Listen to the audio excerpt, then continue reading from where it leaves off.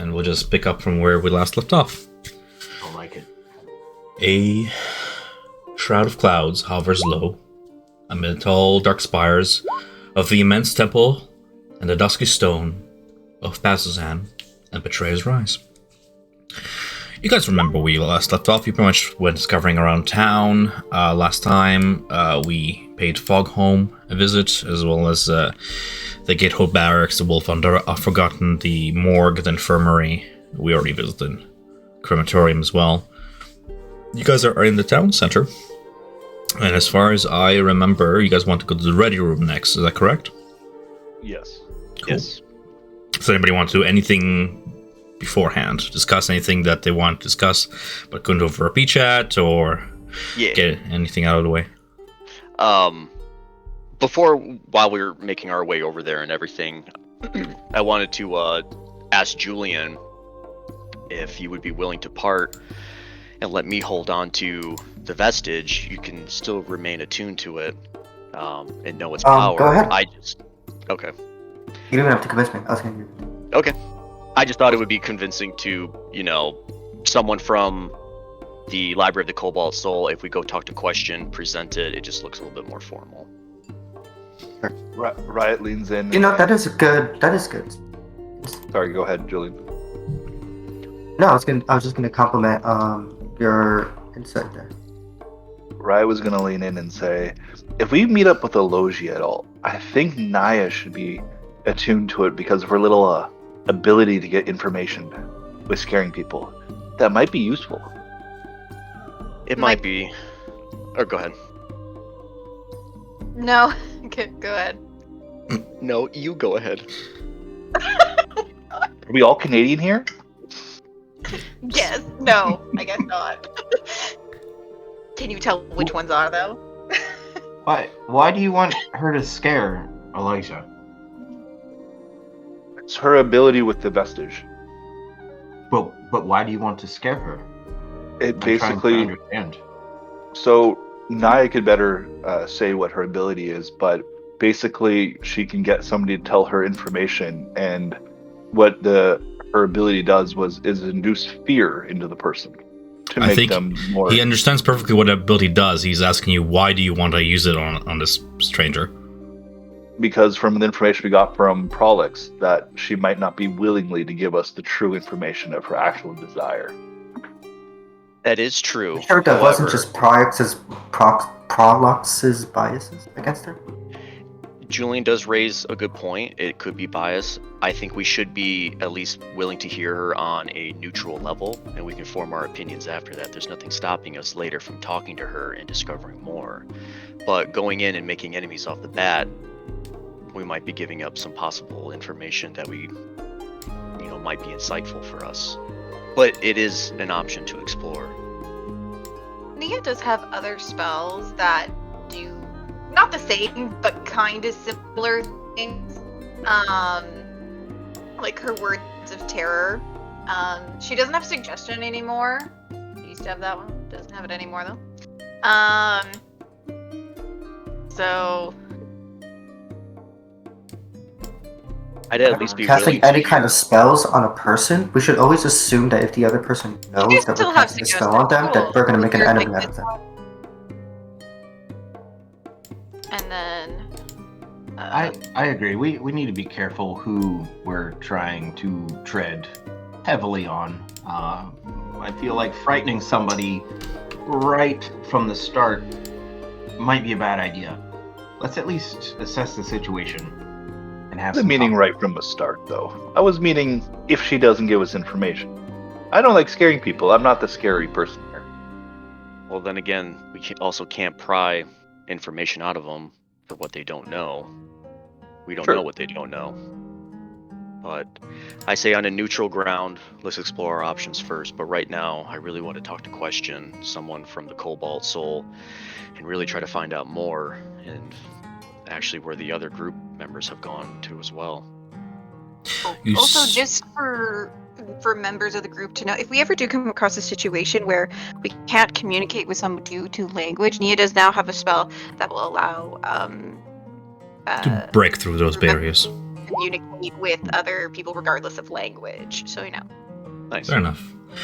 Before you is Bazazan's only inn. It is one of the few structures in this town center that does not look like a military barracks. This large barn has a steeply pointed roof that looms over the battered structures throughout. Over the double doors hangs a sign that bears the tavern's name, The Ready Room, written in Undercommon, Orc, Goblin, and Common. Julian, before you is a closed door. I want to see if we can open doors as players, because that is... Okay, good. It's still a new feature in Roll20. As you enter, you see 3 individuals and an otherwise empty front counter. You recognize Galsariad, who's speaking to a Tabaxi individual in red robes, as well as a lone drow that seems to be lazily leaning over the corner, just sort of staring into a corridor, eyes droopy and tired. From his breastplate, you can tell he is off the Aurora Watch, but perhaps off duty or on a lighter duty. A single bandage wrapped around his hand where a fresh wound oozes still.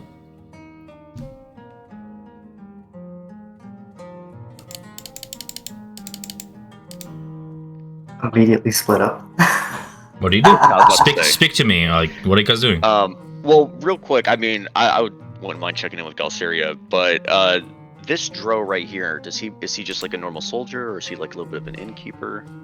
I'm not sure how you would be able to tell who's the innkeeper in this place, but he looks to be a soldier just by his breastplate and garb, and that same sort of uniform, silver and purple dress to him, and a bandage on his head, perhaps recent combat. I'll just place a hand on his shoulder lightly and just to say, excuse me, I'm sorry to bother you, but I'm looking for someone by the name of Question, someone who wears maybe the same robes as me. Have you seen her? What's she look like? Tiefling, horns, that's about all I have to go off of. And I will just also kind of show my hands, like what my robes look like, and if anything matches that color. Well, you won't find many people downstairs here, but there's plenty of people up there. Just take the lift. He points toward a winch mechanism and a platform over yonder, and you can hear voices from upstairs from the second story. Oh, okay. But then I'll just say, thank you then. Sure, yeah. And he just goes back to...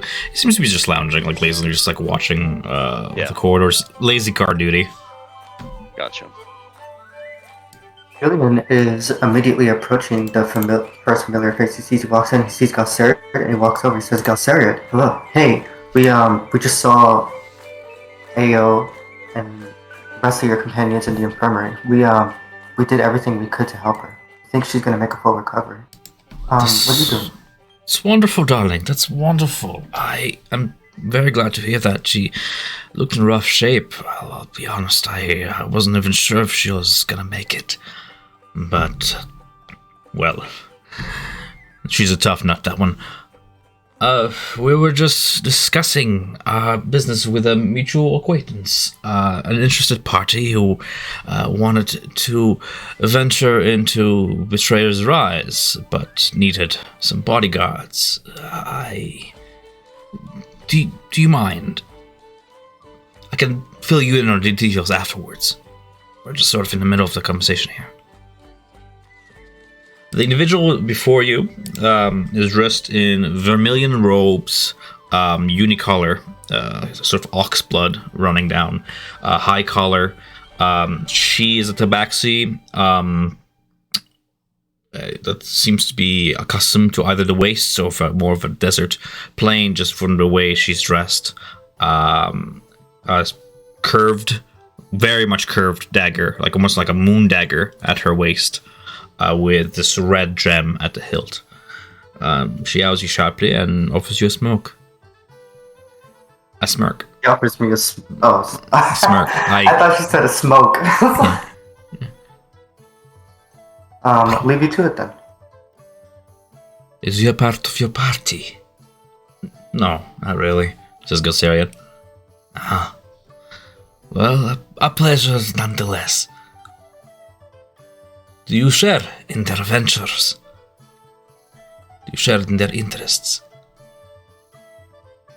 She asks you. Julian's like turning around. He's about to walk away before she addresses the question towards him, and he'll stop, Nod turn for around Julian. with a smile, and say, "Yeah, we're planning to head into Betrayer's Ride." Curious, and if I may be so curious indeed, what for? We're searching for someone. Searching for someone. Something. Hopefully they're still alive. Not many people come alive out of there, which is why I'm looking for brave adventurers to protect my hide. If you ever find yourself short on coin and your pockets empty, I can compensate. But of course there's a queue, apparently. More than enough brave volunteers. So if we will just return to our conversation, and she puts one paw on Goseri's back and sort of turns him away from you guys and more toward the hallway as they proceed their like sort of hushed conversation. You able to see her? No. I'm Nim. Aloysia, she's somewhere. I believe she was at the gates last I saw her, or maybe she might be here somewhere. But my fellow associate is somewhere around, I'm sure. Riot would like to ask if Tom, if he can recognize the accent. Because he hasn't seen too many tabaxis out from his own cult kind, and he's run into a few here and there. Not from the Sword Coast. Not from the Menagerie Coast. Certainly not off your accents, of the ones of your tribe. The only reason why I ask this is Riot's father is not from the Menagerie's Coast. I don't know where he's from. He was from a tribe from the west. Is all he has found from his elders, and I haven't written up that questionnaire that you are, but he is searching for where that tribe might be. Roman history. Because he wants to know more about his father. Sure. Sorry, I haven't got everything popped out yet. That's okay. Just trying to look into her culture. You can know for certain this is not a member of your tribe from her exotic accent somewhere far away. With a 20 history, most obvious is that her accent matches that of Prolix's. Perhaps Marquette, Marquesian for sure. Though the Third Coast does have certain cities that owe their ancestry to Marquesian sailors, you pick up on that enough to know that this is a true blood, like pure blood Marquesian accent from the actual continent, and not just like a colony. Thank you. Yeah. Can you put the picture up of the tabaxi? Sure. He's going to sniff the air to see if he can catch her scent too. What is the tabaxi wearing? Vermilion robes, long to the floor, long sleeves that hide her paws when she sort of crosses them in front of her, high collar, and a belt that straps her dagger to her side. Pretty light casual wear. Seems to be that she's wearing what she's relaxed in. This being a sort of domicile, maybe she's renting a room here. Did we get a name? I can't remember. Nim. Oh, this Nim. Oh, it was Nim. NYM. Name. Oh, Nim. Okay. Nim. Her outfit, correct me if I'm wrong, her outfit sounds similar to what Prolix described that Alicia would be wearing, right? Maybe from the Vermilion. She called Aloysia her associate. Yeah. Right. You said she had a dagger that was shaped like a moon with a Like red... so curved, it's almost like a moon crescent. But dagger. Yeah. You look onto her like fur patterns, trying to detect her scent. There's that fragrance in there, some lilac or some other floral scent that she applies to her, maybe an oil. It's an esoteric sort of smell, not of these parts, and certainly not befitting Bazzoxan of all places. But her cabal-like dress is unfamiliar to you. Not many people that you've seen among your tribe. Perhaps more to do with the coastal cities where more travelers come and go, but not of this continent. Okay. Would Riot be able to catch her scent if they were in the middle of, like, if there's stuff around, would it stand out to him, is what I'm curious. Yes, it certainly stands out from amid the otherwise stale smell of like really, really stagnant porridge, and the washroom you're standing beside, her scent really pops out as the only pleasant thing in this vicinity. And it's unique to her. Okay. Yes. Lastly, roll me perception, since you're so investigative. Right? Yes. 16. 16. You see a gleam of a jewel worn around her neck, and it's worn high, close to her upper clavicle, to the point where you can see the gem itself is a round piece of silver with some sort of a red gemstone that almost crests completely, forming like an almost full moon with just a sliver of silver as a crescent. Really, it's the smaller of the two moons. Ooh. Ooh. Okay. Thank you. Yeah. During that whole thing, I'll just take notice of it and just turn to Zeno and be like, well, it seems like there's just more than one of the Vermilion agents here, which means there's probably going to be more eyes on us. But it'll be good to know. You think they'll have interest in us specifically? Not us, but in whatever it is that they're trying to do here. Remind me, what is the Vermilion? Well, the Vermilion Dream, from what Prolix said, is another what seems like scholarly organization that's also trying to dip their fingers into what's going on here. The Consortium. Okay. Yeah. Consortium. Yeah, Consortium of the Vermilion Dream. Sorry, I was just shortening it. Understood. So there's yet another one. Well, she said, well, did we hear all of that? I feel like we would have heard that. I mean, it's a small area. She said that she's an associate, so that's just 2 so far. 1. Yep. Might be possible to be more. Alex being from the Allegiance. Mention how many companions he had? Say again, Megan? Did Prolix mention how many companions he had?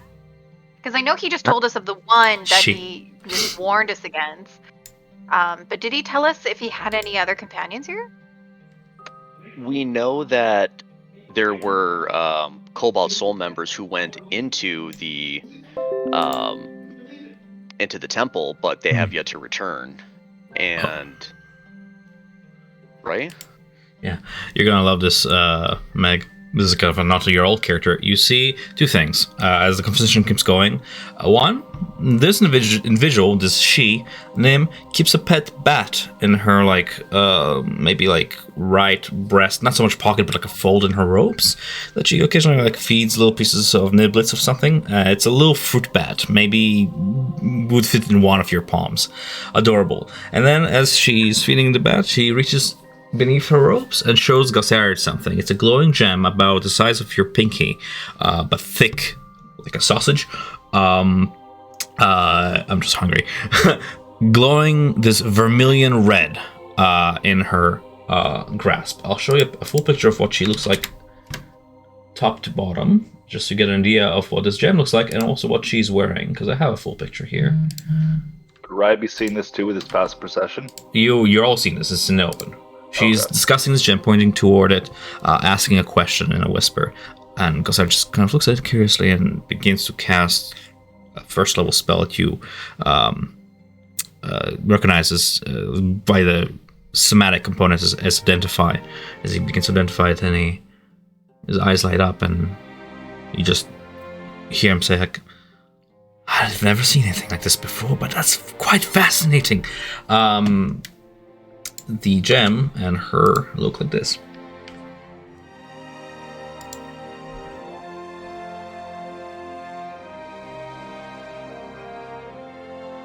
Gotcha. We can still hear the conversation still close enough that we can just hear it straight out. Yeah, right? it's words here and there, not the whole thing, but between hushes you pick up the context. Does Galtarius say what he identified? He identified it and just said, "I've never encountered anything like this before. Quite fascinating." With the same awe and fascination that he had toward the jewel. Just more new arcanish things for him to study. Okay. There is a sort of air between them, one academic to another, that you've seen before between him and Melina. A blooming interest.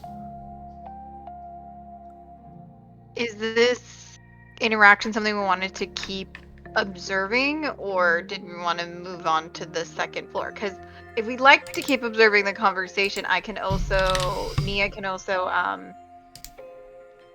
pick up more of their more hushy parts of their conversations. Or Xena That'll just just walk straight over. Yeah. Very observant. Or Zeno just goes right over. Xena's got. If somebody's just flat out publicly showing something, I'm curious, so I'm gonna walk over closer and sort of inquire. That's a beautiful jewel. I would ask the tabaxi. It is. Or tell the tabaxi. Just be careful. Do not touch. As it is, how will I put into words? Not infectious, but influential. A very powerful transmutive property to this gem that can have an effect on both flesh and metal. My associate and I are actually here in Zoxan looking for more of it, or perhaps hint of where to find more. Don't suppose you have seen anything of this like. Kind of reminds you of the rubies you've solved not too long ago, but the glow, the innate glow, was not in the rubies. So you're looking for more of these gems? Is that why Or you're a here? source of information of where to find more of them. Ruidium is a new discovery, you see, and we are simply looking for any evidence of where to find more. She shows you the gem for a little bit more and then wraps it up in a little piece of cloth and bundles it up and then puts it back between her folds of the robe so it doesn't touch her flesh.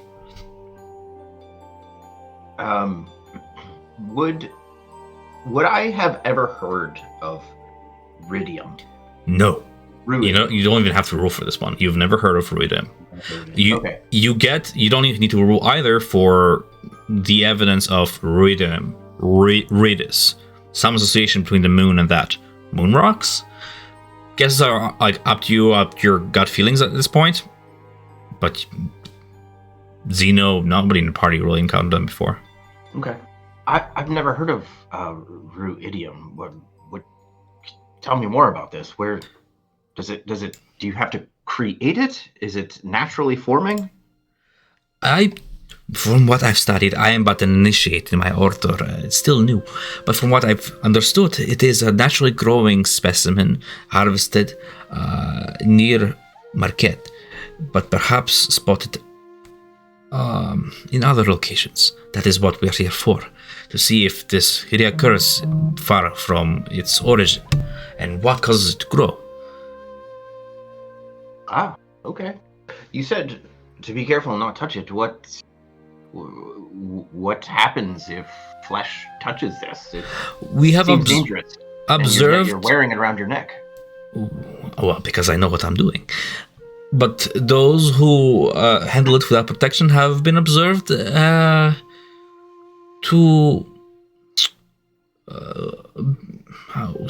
Tom is struggling for words here. Have a hard time parting with it. Has an almost like addictive property to it, from what she believes. Reminds me of a good mead. Sort of like this, but a magical bond rather than a chemical one. As a collector of all things esoteric, I am very much interested in helping me and my cabal of ghost hunters and urban legend hunters learn more about this. But I'm sorry, I don't have many answers. I am still new to all this. Aloysia will have all the answers that you're looking for. I bet she is a very smart one, that one. Been my master and teacher for almost a year now. I've heard of Aloysia. Her name has come up since we've entered this town. Where can we find her to maybe ask more questions? Well, as I said, she may be found near the gates. She's been trying to get through those Betrayer's Rise gates and get an access. Or perhaps she's somewhere here. I have not seen her come in yet, but she has a way of sneaking about. She's very stealthy, that one. And I've been otherwise occupied with this nice fellow gentleman over here. But the Crimson Mineral, this rare formation infused with the power of Ruidus, as a member of the consortium, I will pay gold, lots and lots of gold, for any information that you might be able to share with me, should you share my orders instance in folklore aficionado. She's the word. Okay. Well, are there? Excuse me. Have you found some in Betrayer's Rise? Is I mean, I can only imagine anybody coming to such a area. We hope to find more, but we couldn't get in. That's what Aloja is trying to do: get us a pass inside, and fellow adventurers and bodyguards to guard us on our way in as on a sort of expedition. So you have not been in there, because we are thinking about entering Betrayer's Rise as well. Then I shall be in contact with you. But you totally speak to Aloja. She's I cannot make the calling, the calls. It was nice meeting you, Nim. And you too. Zeno. She trails up. I go by Zeno. Zeno. Like, okay, cool. Yeah, I'm cool. And I'm cool. very, very coolly walk away. Okay. When you would join back the group and just kind of, we're all just hanging out, kind of listening in from afar, Lena's just going to point out a quick deduction, just pointing it out that it's a red stone that has addictive in nature. They want to harvest it, and it's called ruidium, something that comes from Ruidus. But if you all remember, when Ruidus flared red in the night, only bad omens came that next day. There's a lot of info that has to go into this, but putting 2 and 2 together, it doesn't sound like a safe material. I wonder what they're going to be using it for. I agree. The fact that it's addictive should speak for itself. All you hear from... I just want to clarify something before you say something, because I was struggling with words. Less so like addictive, like as a drug, more like my precious, more so like enchanting. Does that make sense? Yeah. Yeah, okay. Yeah. Makes sense. Riot is looking in her direction at the gem, and all he's saying is pretty. It's already taking effect. Is it the gem or is it the tabaxi? Who knows? Okay. Both. Don't touch it, Riot. Don't touch it. Zeno's ears literally fall and his tail goes limp and looks at Zeno with like kitty eyes, like think of Puss in Boots. Yeah. That doesn't work on me. Wait, does Riot have boots? Riot actually doesn't have boots. I don't think tabaxis are allowed wearing boots, but he has foot wraps. You can wear boots. I'm not gonna stop you. Hey, Puss wore boots. You can. I will wear boots then. I'll have like boot-like things. Right. All right. Well, not to be. Are we ready to move upstairs? I feel like Zeno's gonna be standing by the forward. Escalator things, like and he's looking at the rest of his party, like we ready to go. Is Zeno gonna push Riot because Riot's just staring at the gem? Move it along. We're all going. Stack up. We're all going. Form a pyramid. Who's on top? Damn it. Riot's son was looking down there to see if there was an entrance or an exit, but all he saw was doors. Boop. Alright. You guys ascend up the escalator. As you go on it, you look for like a lever. There's like not one you can see from here. And you just see like a dragonborn's face, red scaled, bulky with frills. Look from the upstairs over there and it just goes, "All ready? Alright, up you go." And he pulls a lever from the upstairs and you just see like a dragonborn face, red scaled, bulky with frills. Look from the upstairs over there and it just goes, "All ready? Alright, up you go." And he pulls a lever from the upstairs and The lift lifts, and you are over yonder, on the second floor. Oh, there we are. And slowly, over the next 20 seconds, the lift goes up and then locks into place with a shatter. You note that there's barely any railings to this thing, and you are about 20 feet off the ground. Jeebus. I'm gonna call OSHA. All right.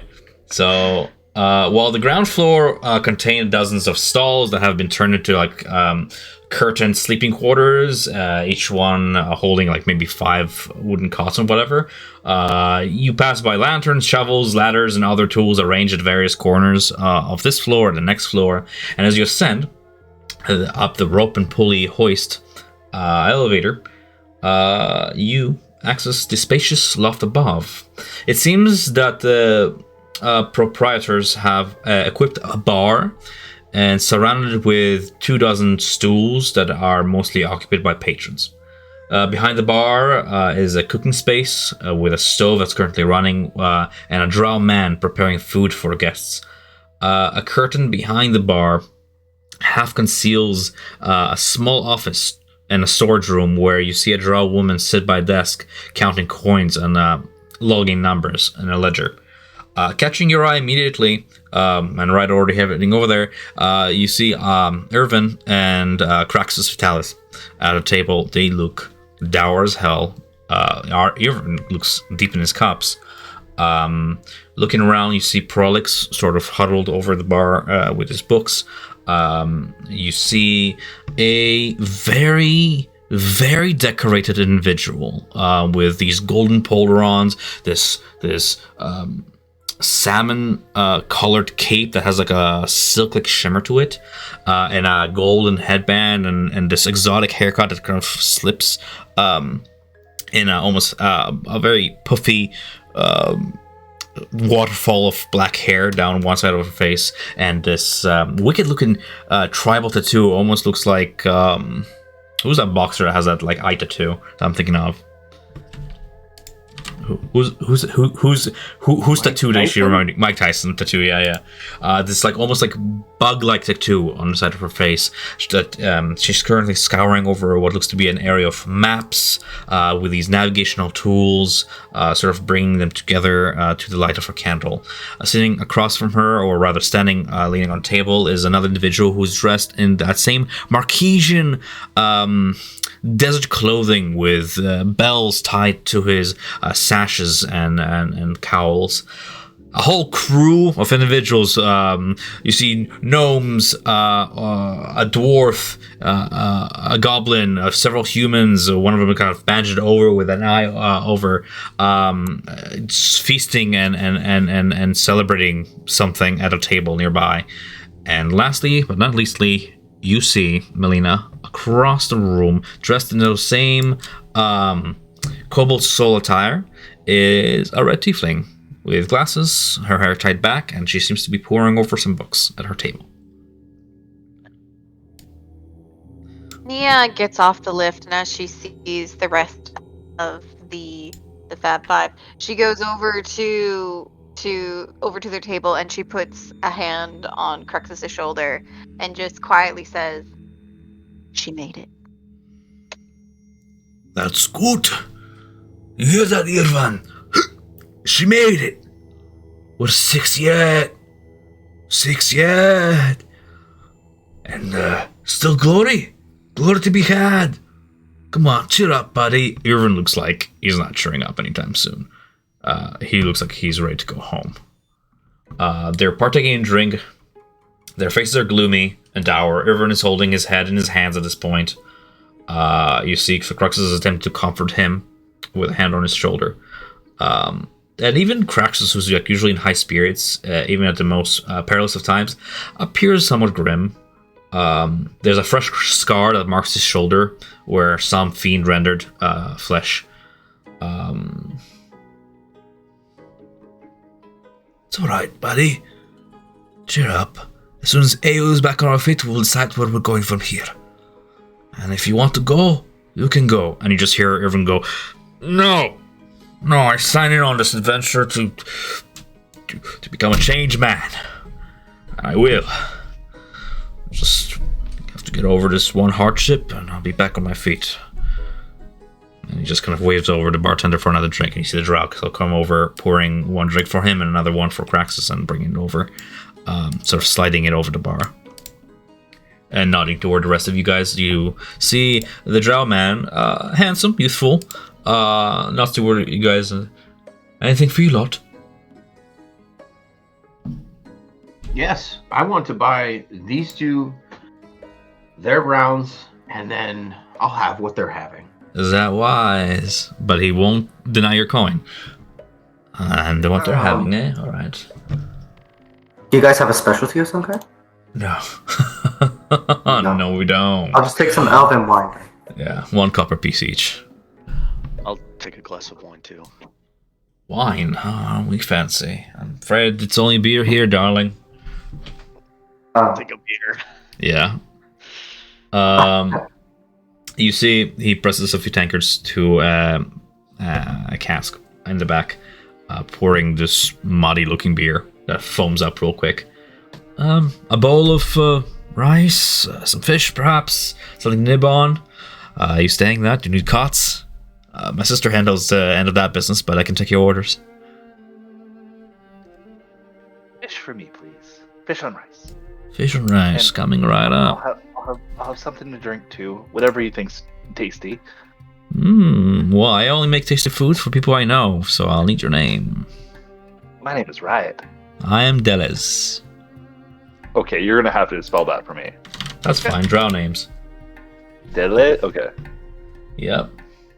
I'm That's gonna my- ask, is the beer... Like bartender? Somewhat. My sister and I, we're sort of a team of proprietors in this establishment, self-run, proudly so, taken after our parents. But yeah, sure. Bartender tonight, That's fantastic. among many Thank you. things. You You're got at it. least cold. Before Take- he leaves, I down my drink. I'll have another one of these. So as he hands you down it, and you toss him back the drink. He's like, "Hey, all right, my pace, guy. All right, another cup of peace. Don't forget that." All right, and he pours you another one. And if you're gonna down this one too, I'm gonna start making you roll me Constitution saves there, buddy. I'm gonna drink this one a little slower, but it's very possible. Catching up with our Irvin there, aren't we? It's possible we'll get to that point. Right. Irvin looks sloshed. He's been at this for a while. Next time Zeno tips his drink up, Riot's just gonna tilt it a bit more so it goes into his mouth. All right, it's a party. All right. Business. Riot's gonna lean into Irvin when the bartender goes away, and he says, "Hey, buddy, I got something for you that might actually like help you in your endeavors if you stay with the group." And Riot will take out the 2 poisons that he did harvest in the cave in the Vermalock Woods, and he would place it on his inner thigh for him to take. What's Just this? like- Why my inner thigh? Well, you're being weird. God. You put He's them like- on the table instead. What was this? Shots? I'll This do is shots. poison. One for you, one for me. It's a party. Whispers poison in his ear. Oh. Just like the statue that you got at Jigao from the Goblin Innkeeper. Oh, Might wanna okay. put that away. Mum's the word. Thanks. What do I owe you for Just this? help you out. Nothing. I Hmm. just want to make sure you're safe. Cool. We're all getting freebies today. Me poison, you scars. I Hmm. didn't get any scars, Radical. but Nia kind of she hears the word scars and she kind of So when fluffy. after she patted Craxus on the shoulder there, she sees kind of his injury as well, and she kind of looks them over again and is just like, "Are you two okay? Do you need any more patching up?" I'm fine. I'm good. I've been through worse. Irvin here, he is more hurt in the spirit than he is in the body, I think. But, Well, I think between Riot and Zeno's company, I think perhaps they could cheer him up, or at least perhaps could- lift his spirits or drown his sorrows, one way or the other. we can always use the company. Thank you. Join us. We're, or don't, I suppose. Do what you will. You know, Craxus is at loss of words for one reason or another for now. Bartender returns with your food, having cooked it up real fast. Seems that he has it on the go sort of thing, like rations. A bowl of rather mushy rice and overcooked fish, but it's food. Riot's gonna be like, how much do I owe you? I suppose I'm keeping a tab, aren't I? Let's see here. For the beers and all that, let's call that 2 copper pieces for the food, huh? All right.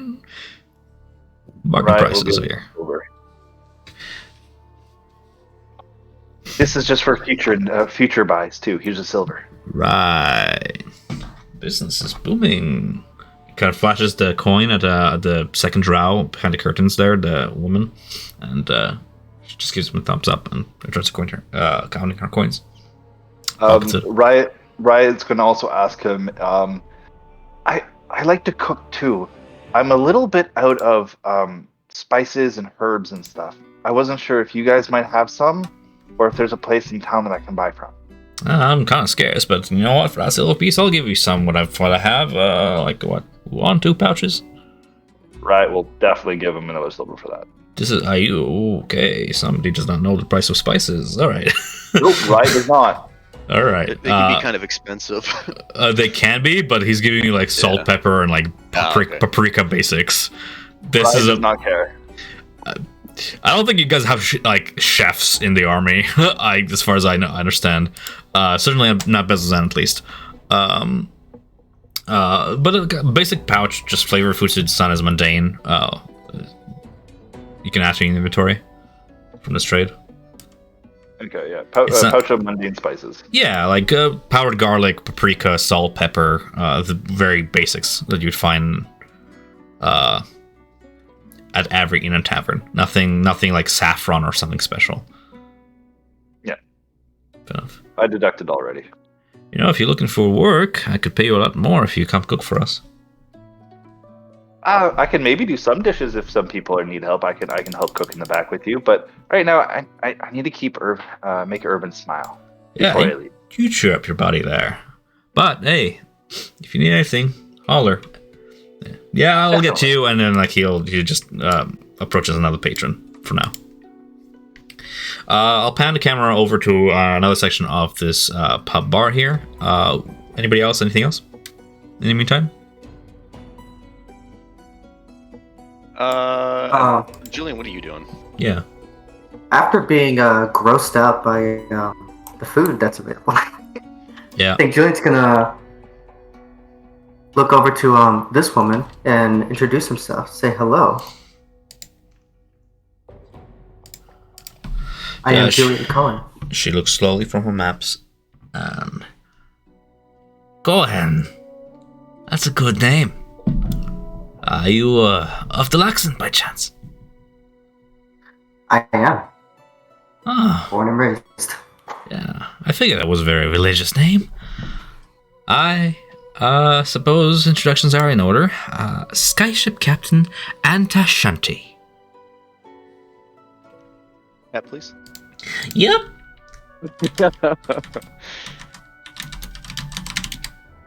He's just like deep dive character. You run the sky ship, that giant ship that we saw. Yep. Outside. All mine. Beauty, isn't she? Impressive, indeed. Well, of course, we're not here to discuss my ship, are we? Or did you? Is there something I can help you with? I ran into one of your associates. We ran into one of your associates earlier. He mentioned that you had. I was looking for someone named Question. Would you know where they are? Double fingers toward the corner of the room, toward the tiefling sitting by herself. The ship's artist, right over yonder. If you have any questions for her, I hope it's not complaints. If you have any complaints about my crew, you better address them with my bosun. But no complaints. All right. Thank you for your help. Go play. Have a good day, Captain. Walk away. Returns to her maps. Seems like a cheery individual. Make his way towards Question, and I'll tell Melina as I walk past her, like that individual over there's Question. Let's do some Question. Sure. Is the rest of the party coming along? I'm definitely going. Okay. I am definitely not going. As you pass on by the chair, you bump one of the stools, and you just hear the goblin go, "Oh, that shit!" You proceed on toward the southwestern corner of the room, toward this curious individual. Cheery-looking tiefling, wearing cobalt soul garments, lounges in the comfortable corner of the ready room. She has this wide smile on her face and a look of bewilderment and wonder to her eyes. You see a book satchel lies on the table in front of her, and a couple thick tomes lie open on the table as well. The tiefling is deeply immersed in her books, seemingly in ignorant bliss of the otherwise grim air to the other side of this room.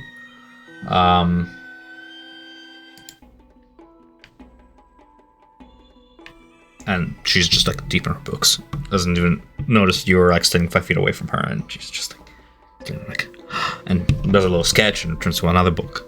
Do you cough? Do you engage? Yeah, Jillian will sort of like just slowly wave a hand in front of her book and say hello there. Oh, hi. The tiefling didn't appear to announce you at first, but once you announce yourself, she smiles and does an awkward little bow. I'm Question. Then, without like prompting, she just launches right away. She doesn't even wait for you to reply. She just launches into like this excited spiel. Tell me, do you feel it too? My comrades don't, but I do. The history surrounding this place, the romance of heroes fighting against impossible odds, sacrificing everything for the sake of defending the world. All done for people who would never know them, never think of them, never be able to thank them. Simply because it was the right thing to do. And, years later, we now see the Aurora Watch somehow doing the same. And they don't even know it. This phenomena related to the cyclic nature of history is what I call mythic resonance. You see, acts of monumental courage leave an impression on the world that lingers after the memory of the dead have long faded. I have a theory that this is occurring here in Bezozan, and the ancient battles of the Calamity are still echoing here today. Here, come look. The research is all here. And she like props up a sketchbook for you to see. Jillian's like barely following along with what she says, but she looks. Nia leans in, eyes kind of wide open, like, just really have ears, but kind of like you can see kind of like the little holes where her ears kind of are, like kind of like get a little bit wider, and she's just really excited to see whatever new knowledge that Question can provide. She shows you the first page of her sketchbook, which is quite thick, and you can see the pages are stained with paint throughout the sketchbook, so she's been at this for a while. These drawings are based on my research I conducted in the archives back in Ankarel. 5 years worth of it. Come take a look, maybe you can help me with this. This place, do you know it? You look at it. Somehow familiar. Oh. I was going to say, everything that you just described seems very and oddly familiar to what we're experiencing as well. I'm sorry, and she'll lean out a hand to shake hers and say, you can call me Cadence, from the library in Rexitrum. Oh, you're the Cadence. Very nice to meet you. Yes.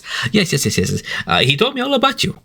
Link, remind me who's the Grand Master in Rexitrum? Sorry, I'm blanking out here. Yes, she mentions Master. Well, he's the Grand Curator. She mentions him by name. He told me all about you. Yes. Sit. Help me out, maybe. I've been at this all alone ever since. Never mind. I could use the company. And she scoots over another chair and another chair for the two of you. Boop. Yeah, once like Melina kind of like broke Nia out of her trance from looking at all of the research and drawings and whatnot that. Not all of it, just the first page. Yes, but you could see all the stuff on the table. Yeah. And she shakes her head a little bit and and looks back towards Question and is just like, sorry, I got a little excited there. Like my colleague Cadence over here, I'm Belle. We're going by last here.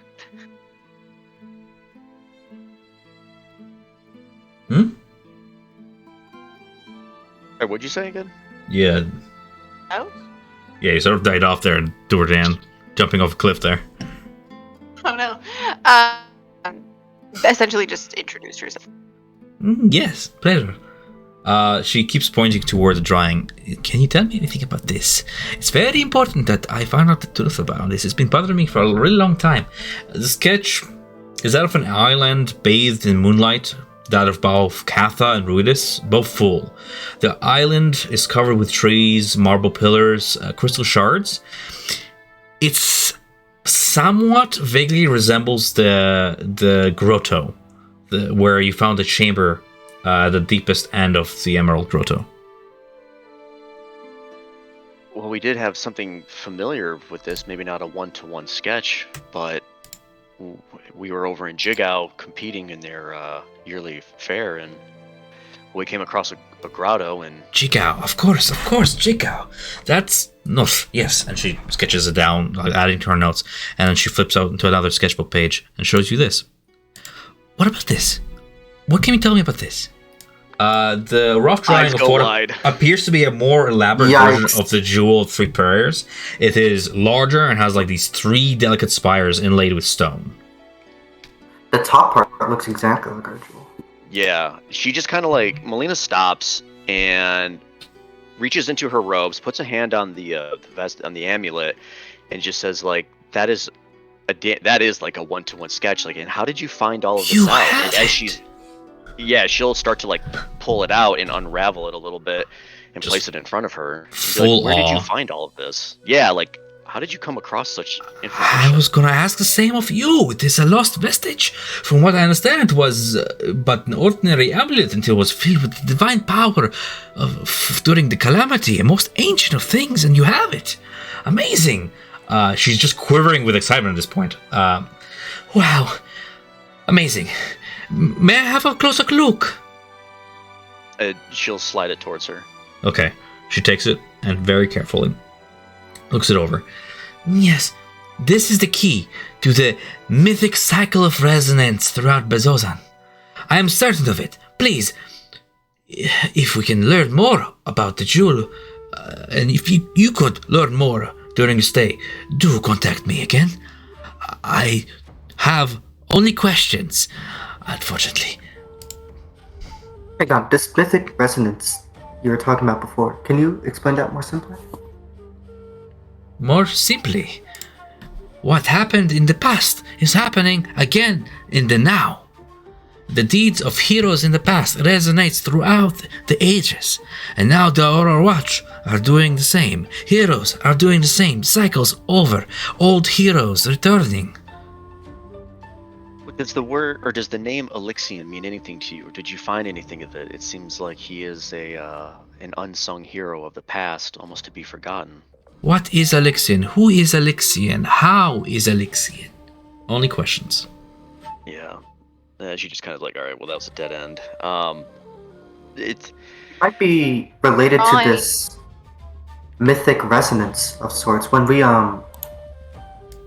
Julian will sort of like glance over at Melina and Nia to see if they give him any signs of stopping, and then he'll continue and say, when we found the amulet, we saw a vision of a man named Elixion. He seems to have been a hero that fought during the calamity, but we haven't been able to find any information about him. Everywhere we asked, nobody knows about him. Interesting. Might be related to this mythic resonance you mentioned. Keeps noting in her notebook. Maybe there's more. Maybe we can connect the dots here. What? Can you tell me anything about this? And she shows you another sketch. This one seems to be a rubbing of a symbol that depicts a long-haired woman peering into this distance. You've seen this symbol before. That of Avandra, the Changebringer, back in the dilapidated temple. Yeah. I took this from a rubbing off a wall, carving in Betrayer's Rise. Wait, so you were in Betrayer's Rise then? Betrayer's Rise? Yes. But where's the rest of your, where's the other scholars at? Oh, they're fine. They'll be back any day now. They're fine. They're fine. How long ago How was did this? you get back?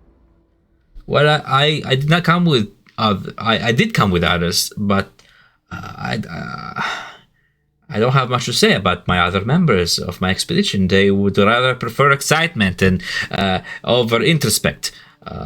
She says that almost dismissively. She doesn't appear to want to say more. Then how Good did you get out then? question. Yeah, how did you get out? If you think that they'll be back any day, how did you get out? We keep always being told every time that we mention Betrayer's Rise, continuously told that no one ever comes back. So, yet here you are. She seems to use a little bit of shame, kind of rubbing her hands together. I was terrified. Terrified of going back there to Betrayer's Rise. When we entered the temple with the others, I heard things, voices, calling me. I wanted to run, to scream. Instead, I feigned sudden illness and returned to town, promising to make the next trip inside. But my friends have not returned yet. But I'm sure my compatriots will make it back out any time now. It can't be that long. They'll complete their expedition and they'll come back and they'll understand and I'll go with them next time. How many other of the scholars went in? It was 3 of us altogether, 2 more. Okay, 2. I'm doing notes. 2 other scholars. Back at the sketches on the table, she first points back toward the drawing of the jewel and is like, "This looks as if it opens. We haven't found any way to open this jewel. Like, now that you have it in your hand, is there anything that do you think that maybe we missed, or do you think perhaps there's some kind of task that needs to be done to open it?" I only know there's a potential source of power that grows as this mythic resonance increases. As deeds are done again, the resonance imbibes into the jewel and it becomes more whole. You must take this and follow this resonance, follow in the path of the past. Whoever was first wearing this, some sort of a champion you speak of. Perhaps if you follow in his footsteps and do what he did before, the Jew will remember what it was before and will be it again. Just like the Aurora Watch are doing now. Just like the calamity is happening all over again, steadily. Perhaps you say. Nia kind of. I do not know facts. This is information I only get from mosaics about calamity. Mosaics shaped 800 more years ago. I would very much like to learn more, but I will need people to go with me into Betrayer's Rise. Maybe we can find the others. Nia kind of nods slowly, just absorbing the knowledge that has been. That question's been telling her, and then she kind of points to the impression and kind of tilts her head and is like, "Have you been to the temple here in Bazoxan yet?" Oh yeah, I met Foghorn. He's very nice.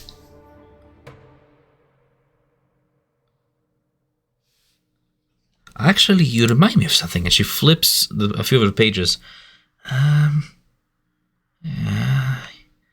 Something that I've read there, something I spotted.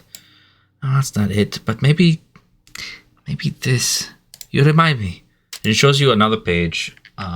This one is seems to be like a folk ballad, written on Undercommon, but has been translated over. Speaks of an unnamed halfway god, a champion who was given much power by 3 of the prime deities during the calamity, and he, to the point where he himself almost became divine. And she shows you this because you reminded him of Foghorn, who he spoke of something like this, I think. Does this tell you anything? And she shows you the full sort of prologue of the song of the halfway god. Doctor, I'm struggling to read it. Already this great humble chorus leave to sing the song which halts the it's hard for me to read too. Somebody did Yeah, that. it halts the zenith.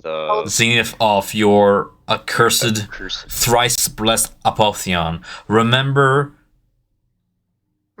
best by deeds in wane, and yet in war. those acts war. And yet, Sorry. in war, and yet, whose acts were driven off by fate most foul.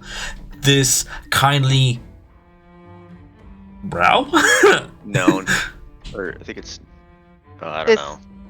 This kindly known lore, gifts of gods of change and art and moon. Yet his soul was pain. The suffering of your vermilion light drove the paragon to a jungle realm. I think it says bested, with blades and drenched in crimson blood. So hear, O moon of cursed deeds and fates, the song of he who rose above your great and mighty to save Exandria from flames of war, haunted by the ruiner's spear. This is the demigod that we were speaking of, Elixion. This is referring to him, the one's footpath that we want to follow in. Because right now, with everything that you're giving us and what we found, we'll be making our way into Betrayer's Rise.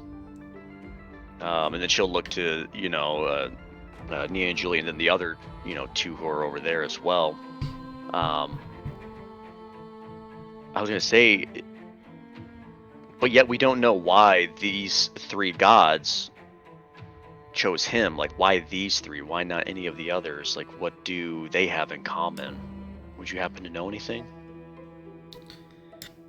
This is all the research I have. It is a very slow process, extracting knowledge from years ago like this.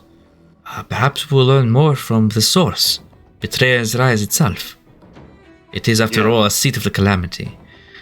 She goes on to speak more. Those of you, Riot, Zeno, you guys see a gaunt figure in scarlet robes stand nearby, passing past the bar, sort of passing by you guys, looking at Irvin, who's at this point sloppy drunk, and approach the other side of the bar quite quickly, and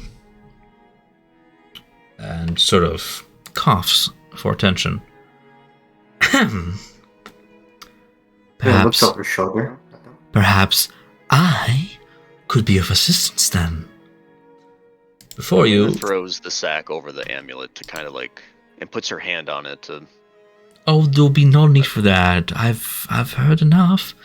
And besides, you can trust me. I am somewhat of an expert in these things.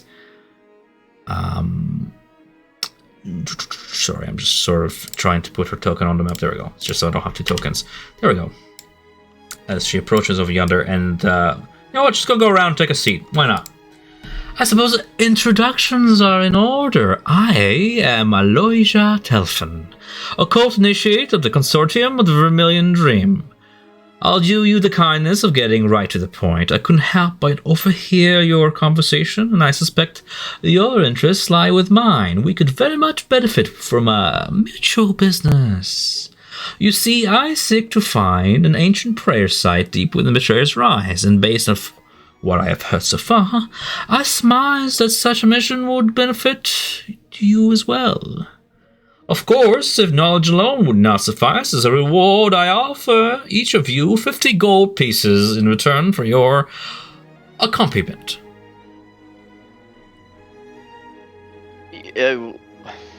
Up front? Right now?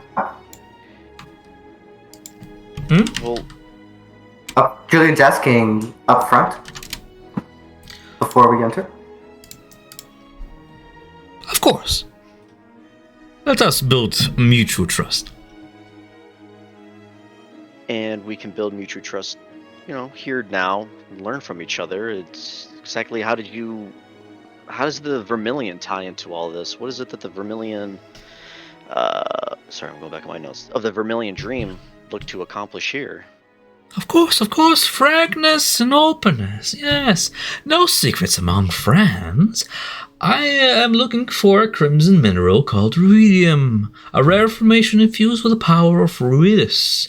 As a member of the consortium, I share my order's interests in folklore aficionado. Again, she used the same word that her fellow downstairs use, almost like it's a practiced phrase that they use.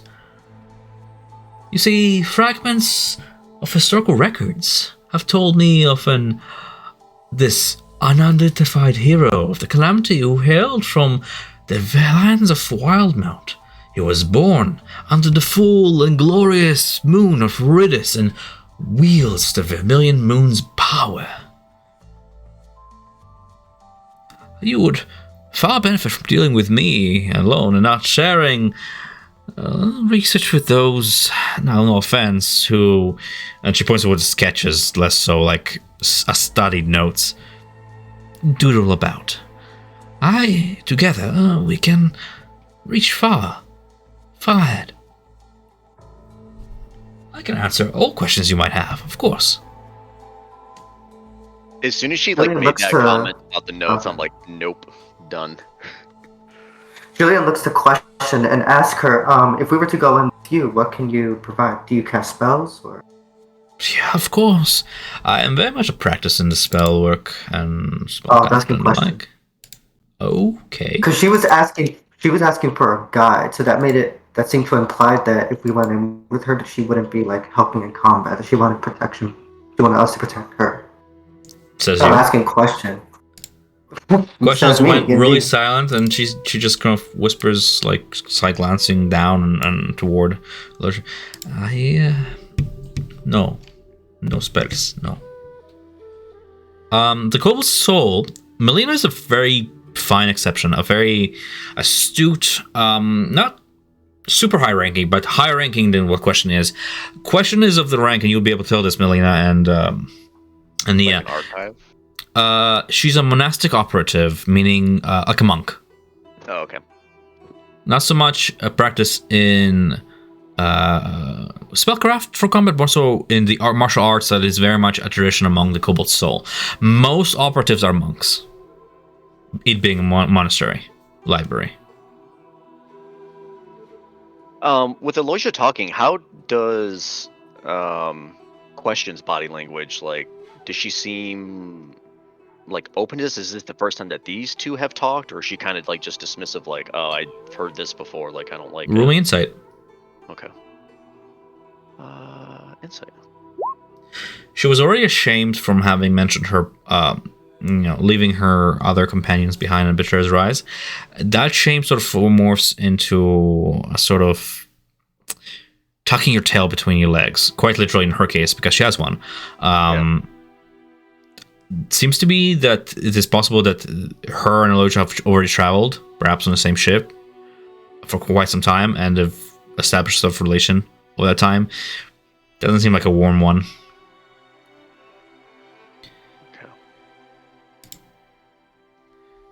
Nia kind of has remained silent and kind of listening a little doubtfully, having had some pre-warnings of this character, and is a bit reserved and kind of really takes her time to kind of like, in a subtle way, she's not gonna do it in an obvious way, kind of look this character up and down and just to see if she can see any like weapons of any kind. Sure. As you're doing that, I'm gonna address the rest of the party. Zeno and Riot. I mean, I understand you guys want to hang out with the rivals a little bit more. Feel free to join. You don't have to sit this one out if you don't want to. It's kind of eavesdropping No, my issue is and looking. What's up? my issue is we're sort of in a tavern area, and I'm going to partake in that. Okay. I'm gonna become distracted. Zeno is so. Apologies to the rest of the group, but Zeno is going to become very distracted. That is fine. That is With character. the I'm just main giving you the objective. opportunity. All right. That's fine. Right. I With have that, a question. Another drink. You got a friend. Oh, right. I might just join you guys. You know what? This is a party. I like this. All right. Then let's see here. One for you. One for you. Right. What was that? So she passed literally right behind Ryan. Sure. He's keeping out for a sense of smell. He's seeing if there's anything he can notice on her. And the way she held herself, he had a feeling that she was similar to what Prolix described. So he's been watching her this By entire scent? time. No, like her. He's wondering her about, like, he's trying to smell her scent to try to pick up at the scent. I feel like this is deja vu with Hunter, where like in the 5 seconds you know her, you're 100% sure she's a stranger. No, Can't get Prolix to know her. gave a pretty good description of her. Did he Clothes not? wise, yeah. And he had a view of Neem downstairs, and she's wearing similar robes to what Neem was, correct? Correct. Though this one's Aloysius are a bit more decorated. There's a golden seam around her. There's a show of rank to her clothes. Riot's trying to see if there's anything showing, and he is watching her this entire time. Showing? Like, you know how Neem had like a bat, had like the necklace. Like, does anything on her stand out? Roll Like, me that aspect? perception. Perception. God damn it! There you go. Yep. 26. 26. Awesome. You note a very cleverly, very well hidden short sword hitting beneath her robe. It's not carried in open, as well as a very ornamental shiny on her hand that was half hidden by her very long sleeve when she tucks it away, but for a moment it reveals itself. It is a golden chain that wraps around all of her fingers in this almost spider web like fashion with a red gem at the center, some sort of a spell focus that is tied to her hand. This one is a spellcaster, and an advanced one by the looks of it.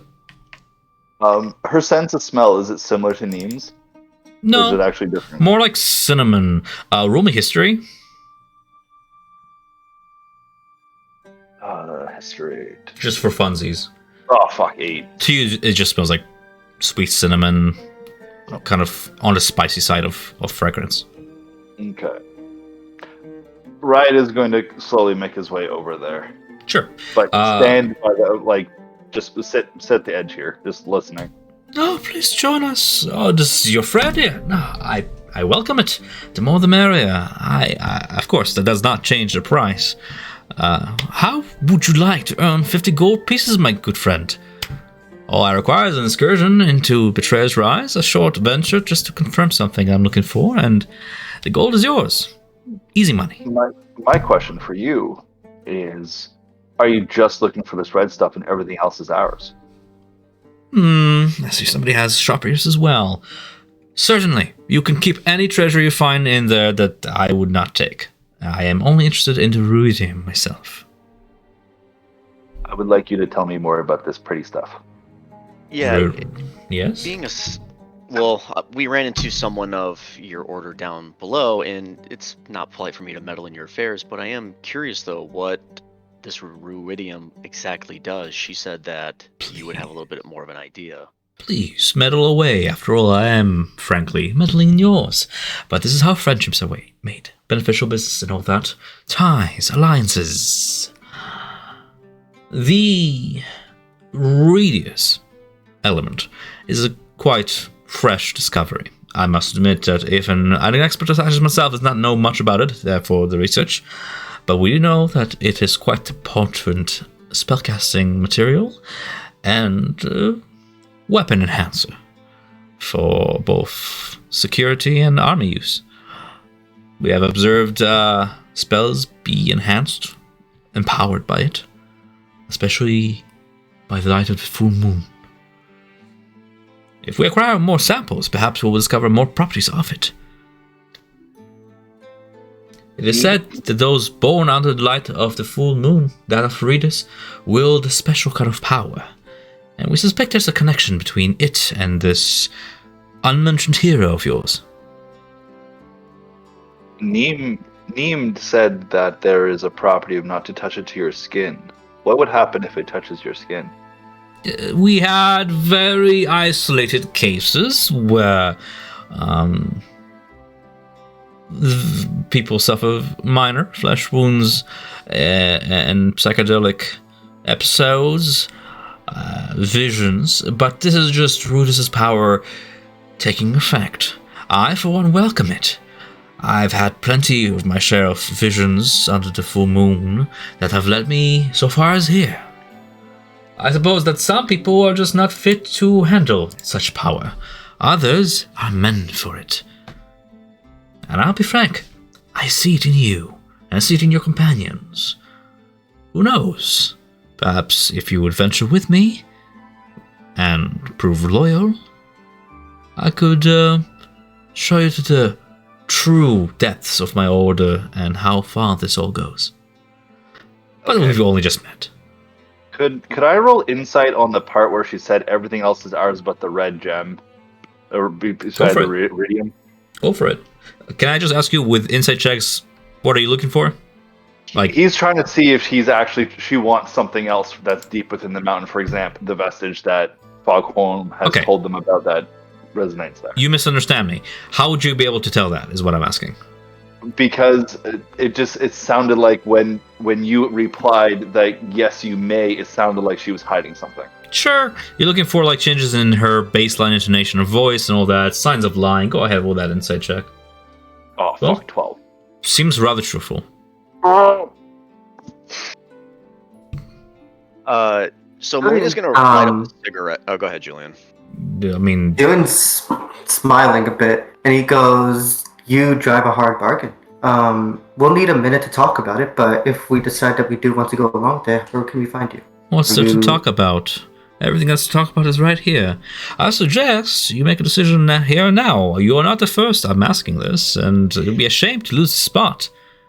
I only have so much gold to go around, and there are plenty more viable individuals in this room, I see. We're not in a rush to charge straight into Betrayer's Rise. We're going to spend some But time to I am. make potions. Okay. We're not very suicidal. We need time to make potions and such. There's still a lot of questions that need to be asked here, and one of them is being. Melina's gonna light a cigarette at this point because it's gonna be a long one. Is that if you yourself made it into Betrayer's Rise, how did you escape the labyrinth? It's ever so changing. What was your experience in there, and why go alone? Don't believe I've ever mentioned that I've made it to Betrayer's Rise. A couple people talk. We'll have to change that. I admit, alright. Yeah, you were an astute one. What was your question, sorry, Nick? How did she exactly escape Betrayer's Rise? Through the If door. it's ever so changing. Perhaps some of us are more gifted than the others in finding our way back. I simply found my way back and escaped through the door. Of course, not unscathed, and she sort of lifts her hand where behind a bandage she has like this nasty looking like acid burn mark. Of course, not unscathed, but that's why I have you here for now. As my companions have probably, if you haven't realized from their comments, unfortunately, we're not treasure hunters. We're not gold or treasure driven. She just kind of peers to her where the medallion is like half veiled on the desk. You're not. No. She's not. She doesn't need to roll insight checks. Okay. So what are you exactly? What talent do you provide that is worth my coin? Well, we provide many talent, but it's just a matter if we have aligning goals or not. But the second one being, you said you had mentioned that you also shared visions. What exactly did you envision? I envisioned answers. Unlike this one over yonder, I'm not full of questions, but answers. You see this hero of yours, Selection, is it? This hero, I know the facts. Because we've studied this very individual, and if we've envisioned him through Rudis' light. This hero who participated in the climactic battles across the continent of Wildmount and Marquette, including the battle at the Betrayer's Rise, right here, eons ago. The hero who died in the battle of the Betrayer's Rise and was brought back to life as a vengeful revenant by Avandra, the Changebringer. This hero who wore a pendant that contained the power of the three gods. The pendant that is the key to acquiring the rhythm my organization seeks. And are these things that you've learned and that are kept at your library? Yes. What circle of spells can you cast? Circle? Yes. Second circle spells, third circle spells. Ah, I see. Second. Okay. When you were in Betrayer's Rise, did you find what you were looking for, or did you run into perhaps some abominations? Both. I found some clues as to what I'm looking for, but I couldn't venture too far before I was beset, for I was alone. Unfortunately, I couldn't risk my initiate. I am not so foolish as to send all of the members of my faction all at once to all die. She says it's all while looking question. We have agreed to go one by one just in case one of us is lost. That has proved, admittedly, unwise. I carry the plan forward with only one of us going this time, but accompanied by others, not of the faction, so we're not suffering heavy losses on our end, should unfortunate happen. But let us not discuss grim details. After all, this is mercenary work and nothing that you're not already used to. I pay a fair price of 40 gold each. You said 50 earlier. 50, of course. 50, yes. And kind of like her up and down assessment of Lixian, she kind of smirks a little bit and kind of states, "Well, as you said, we're speaking truths here, friendships and all. We had heard your name prior to appearing at our table. Only good things, I'm sure. Not all of them seem to have been good. How about you tell us about your fellow order mate Prolix? How My what can you tell us about fellow him? ultimate is none of those things. We are of two different kinds. He the sheep, I the wolf.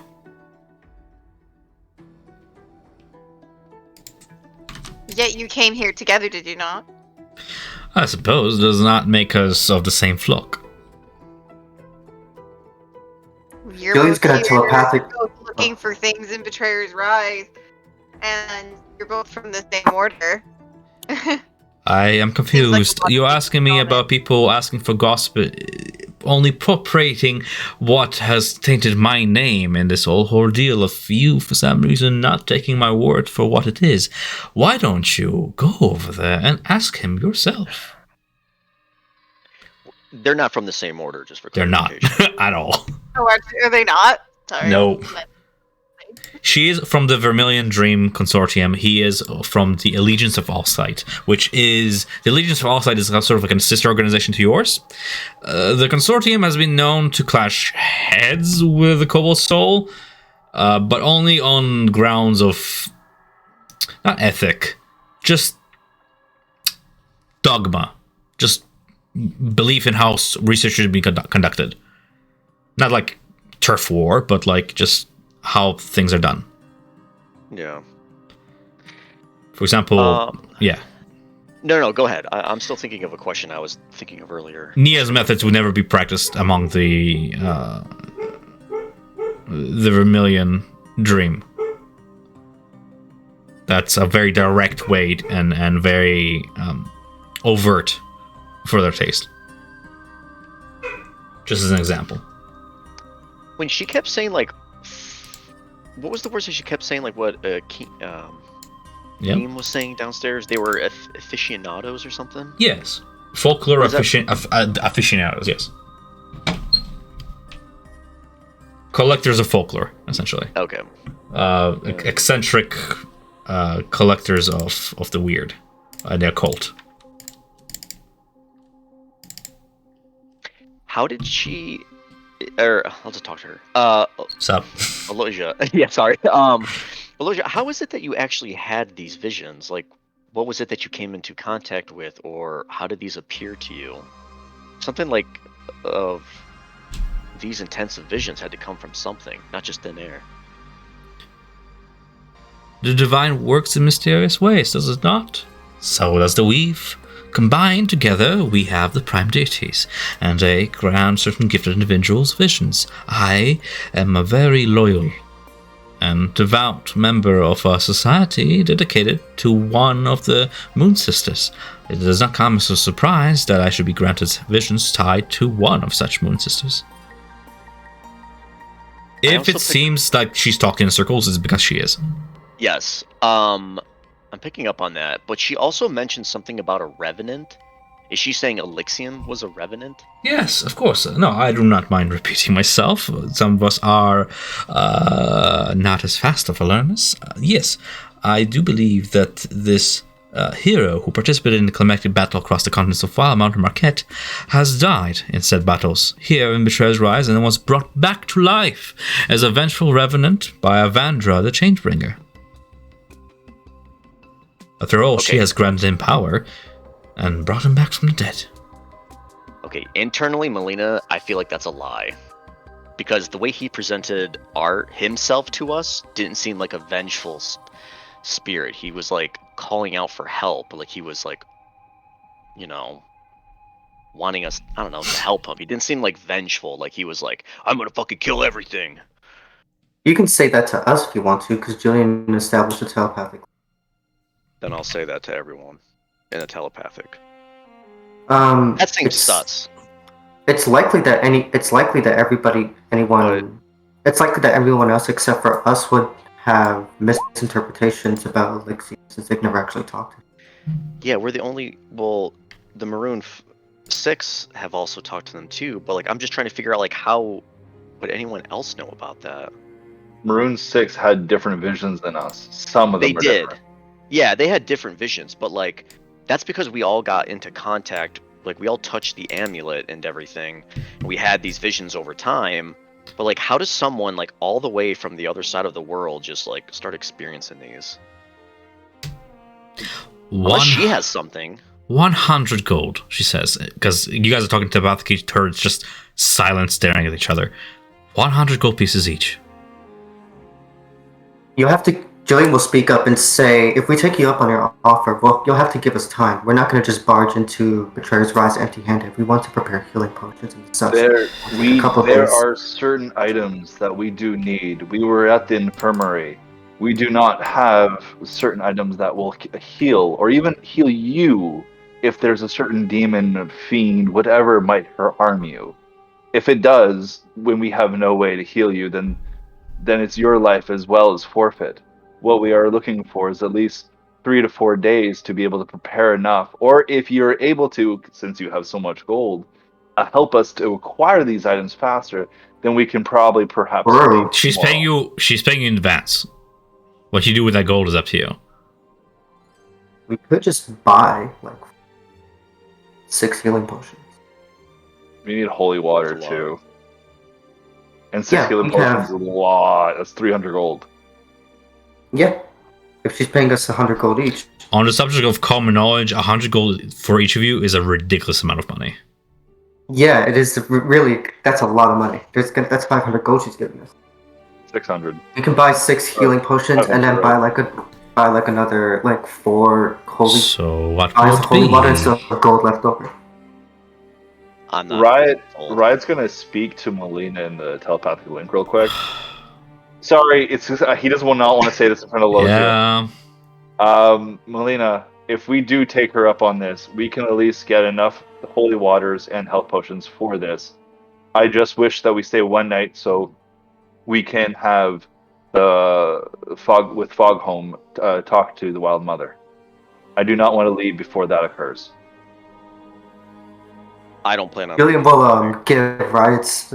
Julian will support Riot and say, I agree. We should take her up on her offer, buy what we need to, and leave tomorrow morning. Questions slowly, sadly picking up her sketches and notebooks and just kind of shrinks into the corner because she can't leave the table, so she's just stuck in the middle of this, and she looks like she really wants to leave. Okay, but this is not all about money. This is something bigger, like a calamity happening. But the words that she's using, power, ruidium, enhancing, don't touch it to your skin. Also, how does she know all this stuff? Seems real sussy. Like Just fuck up. there's some intentions that I don't think we know about. Also, now that we do know this, Prolix might know more, because we still have to go talk to him about everything. And maybe he has some other insight that we just don't know yet, but she just kind of got to us before. I'm not Melina, though. when I first started working for the Myriad, I was foolish enough to work with them, but I wasn't foolish enough to trust them. Just because you partner yourself with someone does not mean you have to give them all your trust. You can just work with them so far as you know that they benefit. I think it's worth taking her up on her offer. Oh, Prolix, look out, man. I feel like shady, but I don't know. Nia Of course kind of it's shady, remains quiet. but If- we've worked in After shady the business. We have afternoon, experience kinda working in shady businesses. Again, After the afternoon's proceedings, she's not overly keen to rush into Rise. A, due to the lack of preparedness, and just being overall a little bit hesitant. After, like I said, after today, kind of really shook her with everything that she saw. I say we take her up on her offer. It's a really good offer. We don't really have any real reason to dislike her. It kind of just sounds like people are just like aren't vibing with her, and I don't think that's a good reason to pass up a really good offer that she's made. yeah, She but comes- it's like we're she looking comes at back- like just like a She comes back Gold. holding a drink at this point, like a tankard, and she's like, "Well, if you're done just staring at each other in silence awkwardly, I suppose you've come to a decision." You have to understand, from her perspective, you guys are just staring silently at each other while she's waiting for an answer. Yeah, Ryan's eating his food, by the way, while he's doing this. He's just munching on some chow. I'll make myself very clear, as I've had already. I don't have 3 to 4 days. 100 gold pieces each. 1 day. Or the offer to be no clear, longer there's stands. 5 of us.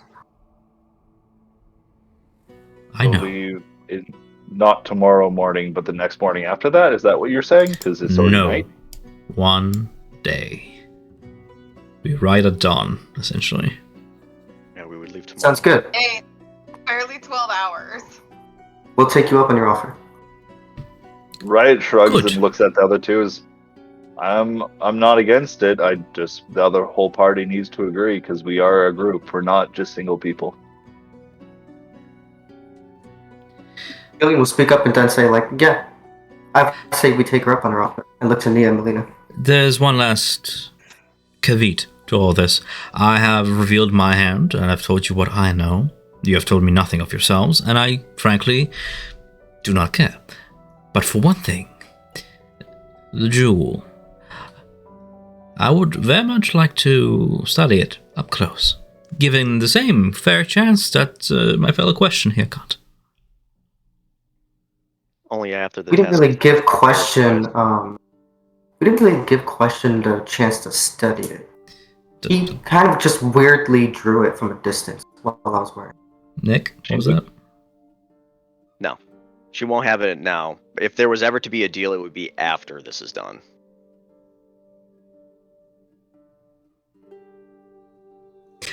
Are you certain? I'm positive. Well, helping this is you and where we the will help entire group stands. She takes a drink, and as shadowy and stealthy as she made her way here, she yet again vanishes into the far end of the bar, walks away, and sort of very lazily gives the empty tankard to the Dragonborn standing by the elevator. Just kind of gives it to him, doesn't care how he gets rid of it. Doesn't even use the elevator, just levitates off it, steps off and levitates down and out of sight. Fuck is showbiz. Yes.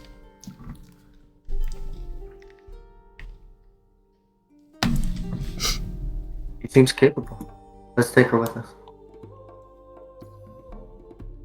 The fact that she's looking for a dangerous substance and then just somehow so knowingly knows about what we're doing, that doesn't just put a spike into your brain of just caution, a huge red flag.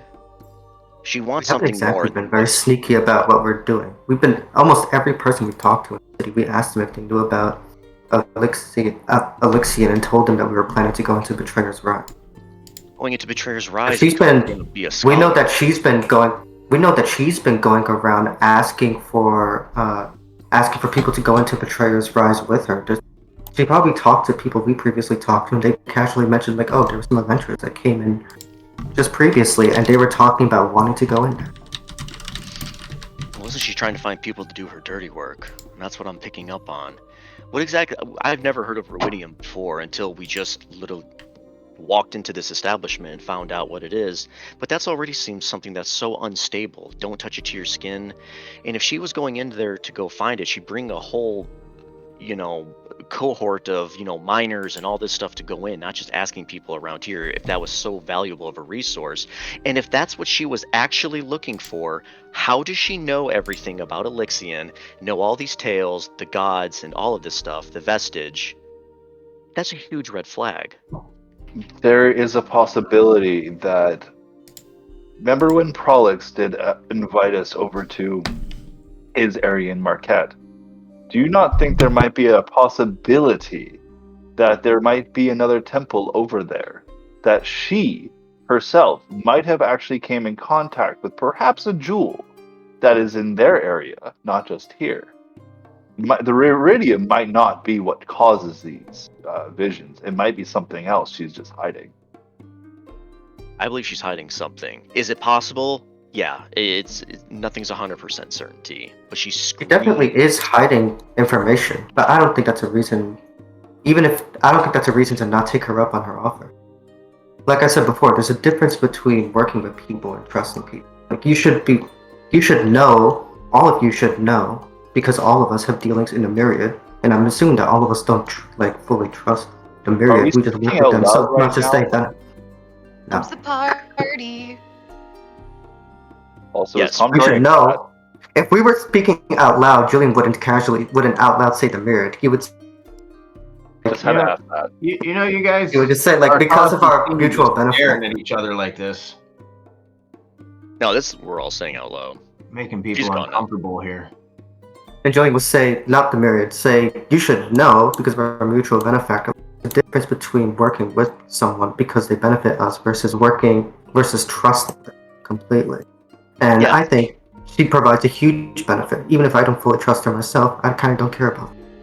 But on a small level, you'd be correct though. But when something exceedingly goes this big as the calamity, and we're just gonna start willy nilly, trusting people like this as if we did back in the. I just said we wouldn't be trusting them. We might be What doing this the- all for the wrong reason. If she gets her hands on anything that she's getting in there that we don't know about, we could just cause an entire apocalypse or something, or allowing her to do something else. You We think we're going had. to cause an apocalypse because we let her touch some redstone? How do you not know though?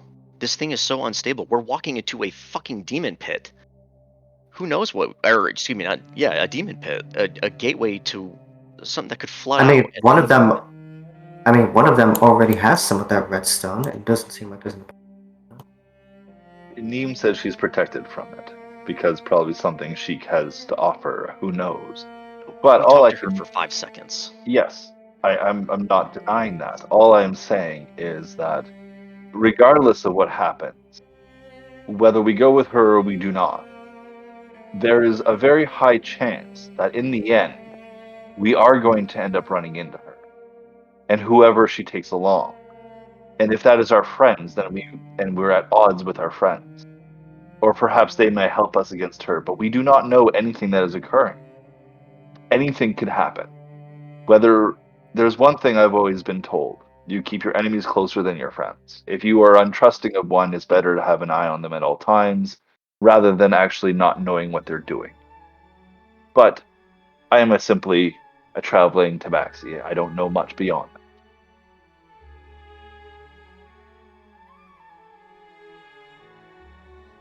I think she has too many red flags, but I'm gonna allow everyone else to make the decision. But I don't think we should. I think the Seeing that benefits Richard is greatly starting to look outweigh. really, really anxious, especially as I'm personally not really really sure whether this is still all telepathy or we're saying this shit out loud.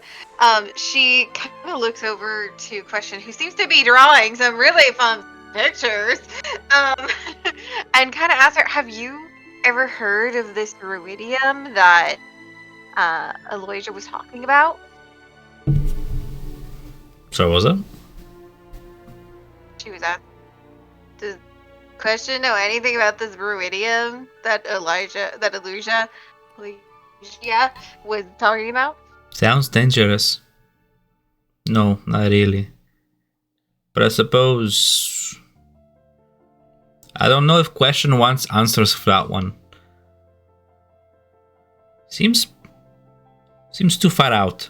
Too folklore-like. It's just crystals. She's talking to herself about herself in third person. What? I'm asking. Is she talking about herself in third person? No, she's saying that her seems too out there. It's just, it's old lady with crystals, believing hard in some moon crystals. She's all about fact and exploiting off that. Question, have you ever been to the library in... What's the place that starts with an M? And where? In the Empire? Excuse me, Marquette. Oh, in Marquette. Yes, it is my home. And you've been to this library that Aloysia was saying she'd read all of this about. We do not allow Vermilion Dream Consortium folk in the... We do not allow just anybody. You should know this. We do not allow just anybody to walk into our libraries. I was there because I am part of the order. We would not allow something like that in. Why? We're maybe... And thank you for just confirming that. So, Julie and Riot, you can see here that, she said straight out to us when we asked her that she had read all about our hero and everything like that from this library she would not have had access to. But she could also have her own library with her own order that you guys, as the Cobalt Soul, might not be allowed into. But the information was conflicting, though. A lot of it we already knew, but she portrayed him as a vengeful spirit. And that doesn't seem right. The way that I see this, and I kind of don't care if she has misinformation about Elixir. we saw visions under Kata. She saw visions under Ruidus. It is possible that the visions will be conflicting due to the fact that we have heard it before that perhaps Ruidus was a different type, not the same as Katha. It's possible that it's good and evil as well. Who knows? It's quite possible, but it sounded like this stone is activated on a full moon of Ruidus. And the last time a full moon came with Ruidus, bad shit happened. And there's gotta be some... okay, that material enhances your weapons and spells, but at what cost, though? That just seems so unsafe, and we're just gonna go help someone mine this and find it and then take it back and do whatever. We're not She's going to help her her own mine way. it. No, we're She not can gonna help her talk to mine it, herself. but we're helping her get into there so she can claim it, and then it's just we don't know exactly what she's gonna do with it after that, and we might be responsible for something. Back in the kind of pinging back into the telepathically, Nia kind of goes or we could always utilize Julian's sticky fingers. Julian 6 fingers, what? Sticky. Oh. So I'm coming in a little late, and what I'm hearing is you guys are debating whether you're comfortable with that person that left. No, we're debating whether or not we should work with her. I never said I was comfortable with her or that I trusted her. I think it's dumb to only be willing to work with people that you 100% trust. I mean, think of who our mutual benefactor is. Just based on what I heard, there's two things that stand out to me. One, this ruidium and whatever it's attached to. Never heard of it before. How do we know these people aren't crazy? none of us here have touched the stone to confirm that it is dangerous. Maybe they're all nut jobs and they just believe what they believe. And two, you guys are talking pretty loud, so I'm sure We're not that loud. No way. Whoever heard what you guys were talking about could use the ability of just observation, apply what you said to make it sound like they knew what they were talking about. Just throwing that out there too. From what Zena was saying, Nia looks around her party and she's like, anybody volunteer to go see Neem and ask to touch her stone? Bryant raises his hand. It's pretty, and she's pretty. Yeah, I volunteer, right? Volunteer the No, we can't just go around asking to touch people's stones. It seemed pretty sacred to them. But the point still stands. We've never heard of it before, and if it is all that powerful, then why would they be just openly asking for it, and yet we never heard of it? Right, leans in. Or we can ask Galsariad, who's been talking to Neem about this, and he might know something about Rudiциdium now. Well, I feel like we should maybe go talk to Prolix, because he also offered a gold reward as well, but he might have some insight, and he knows. He may not know what's in this box, but he might have more insight too. We still have yet to talk to him. Forgot about Prolix. I can see why. Small. I like him. He's nice. What's that? She puts away the drawing of the Vermilion Dream rope figure that she was drawing, fucking getting plastered with arrows and shit. Flips the page around and starts drawing Prolix and her like sort of holding hands. I'll help her get her notes together and just say, question, you've been more than helpful, and if there's anything that I can help you with, if next time any of the curators reach out to me, I'll be sure to mention you. This has been valuable, and you've confirmed a lot of what we were looking for, and I'm glad you're here. You're looking to pay me back? Not like a payback, but I mean, you did great work. I mean, it should be recognized. I mean, this is great for any scholar. She's like on the edge of tears, and you don't even have to check her for this. I don't think they're coming back. I think I killed them.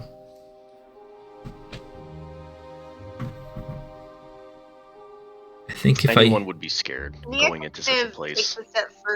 Takes a step closer and kind of puts her hand on Question's shoulder and kind of like a little bit tries to console her a little bit.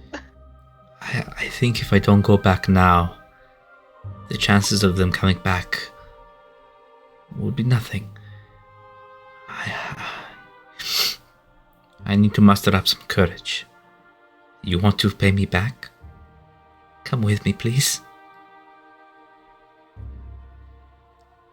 I don't have gold. Our monastery does not deal in gold rewards. We seek knowledge for the sake of knowledge. I thought you understood that. I thought your lot understood that.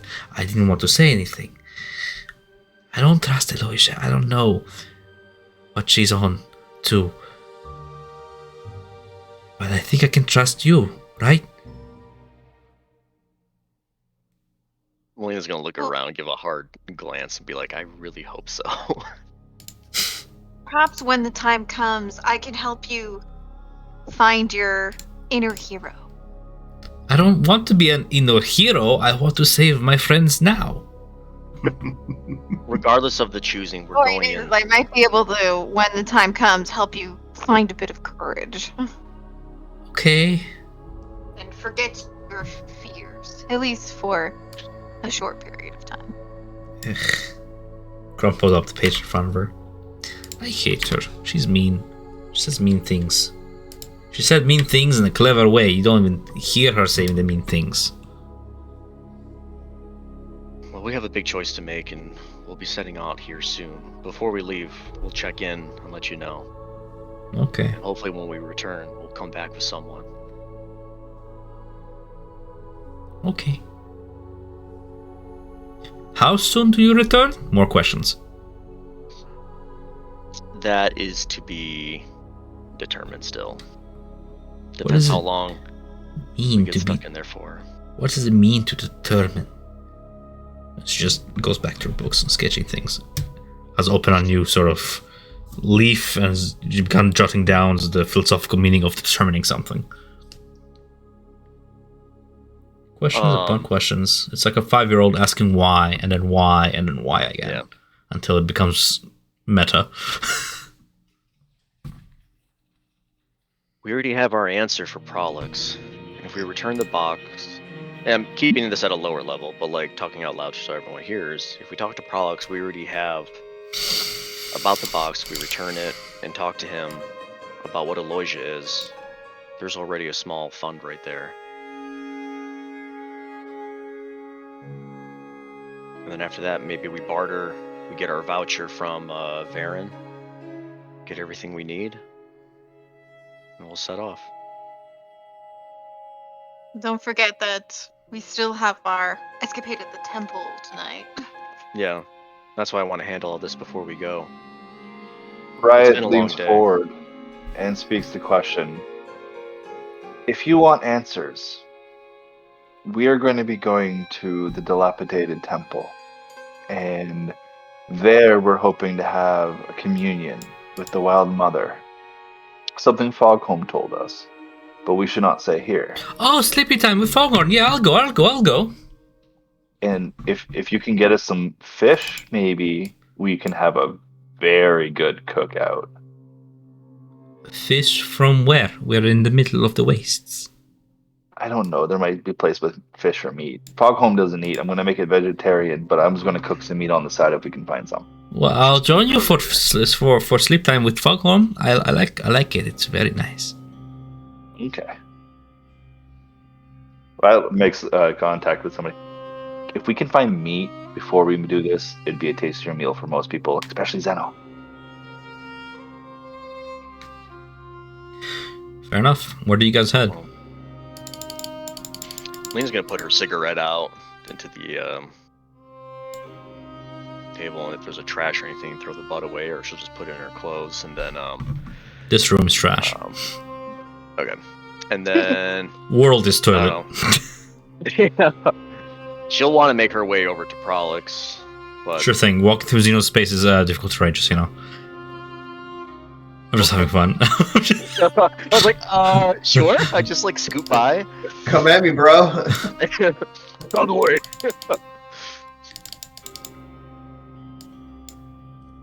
Well, hi. You're back. Sup? How's it going? Salutations. I'll look to the rest of the group before sitting down and give a head nod, you know, to come over, because I know Julian has the box, but I have the scroll. Julian comes over. They go to sit at the bar. Nia looks at Delix and is just like, "Do you have any spare cuts of any kind of protein that seems edible that we could perhaps purchase from the bar? Not cooked, just the raw ingredient." Like raw fish? Yeah, sure. Wherever floats your boat. Same price though. Cooked or not cooked. I like it. Kryn Turin style. Raw. Coming right up. Hey, it's your stomach, not mine. Here you go. 2 copper pieces each. How many servings did we need, Riot? Well, as many as people want to eat. What is Riot's literally eating all of his fish and rice before he goes anywhere else. You probably need like 7 servings, 1 for each. Well, Oh, a whole bunch, right? Let me get that for you. And he fetches 7 servings. You find that one of the fish actually has like a split head. Oh, cool. You know what? I won't charge you extra for that one. Isn't like 2 heads, almost like a hydra. What quality of fish is this? Gonna get cooked in that. It's fish. Sashimi grade. Yeah, like what do you want? Karen tour quality? I mean, it's a barracks, man. It's right from over that shore. It's less than a day old. I'll guarantee you that. I'm asking. I guess my question is the quality something you'd find at a 5-star restaurant or a Hey. half-star restaurant? Listen, I would not serve myself anything. Hold on, it's getting late. I would not serve you anything I would not serve myself. 100% did. All right, you enjoy that fish. And serving some fish. Well, I want insight. I want insight on, is this really fish? Sure, is it? That's a perception That's check. Ryan who's eating it. Nature check if it's really. It's really. You don't even. It's fish. I don't believe this is It even smells like fish. It tastes like fish. It looks like fish. It's fish. It must be fish. Must be fish. All right. The only odd thing about it is that one of the fish has like 2 heads in one. The only odd thing. It's a pretty large odd thing. All right. It's still fish. Just more of it, right? Nothing wrong with it. I can't believe it's not fish. It's all butter. You bite into it. It's all butter. Is there anyone not coming to the temple tonight? For temple time? Well, I think everyone was going. Perfect. Because I believe our session is supposed to be kind of like an overnight thing. So, will we be coming back to the inn? Decisions, whatever you guys make of it. The decision can be Betrayer's Rise now. It could have been. Yeah. So are we just hanging out around this cool dude or what?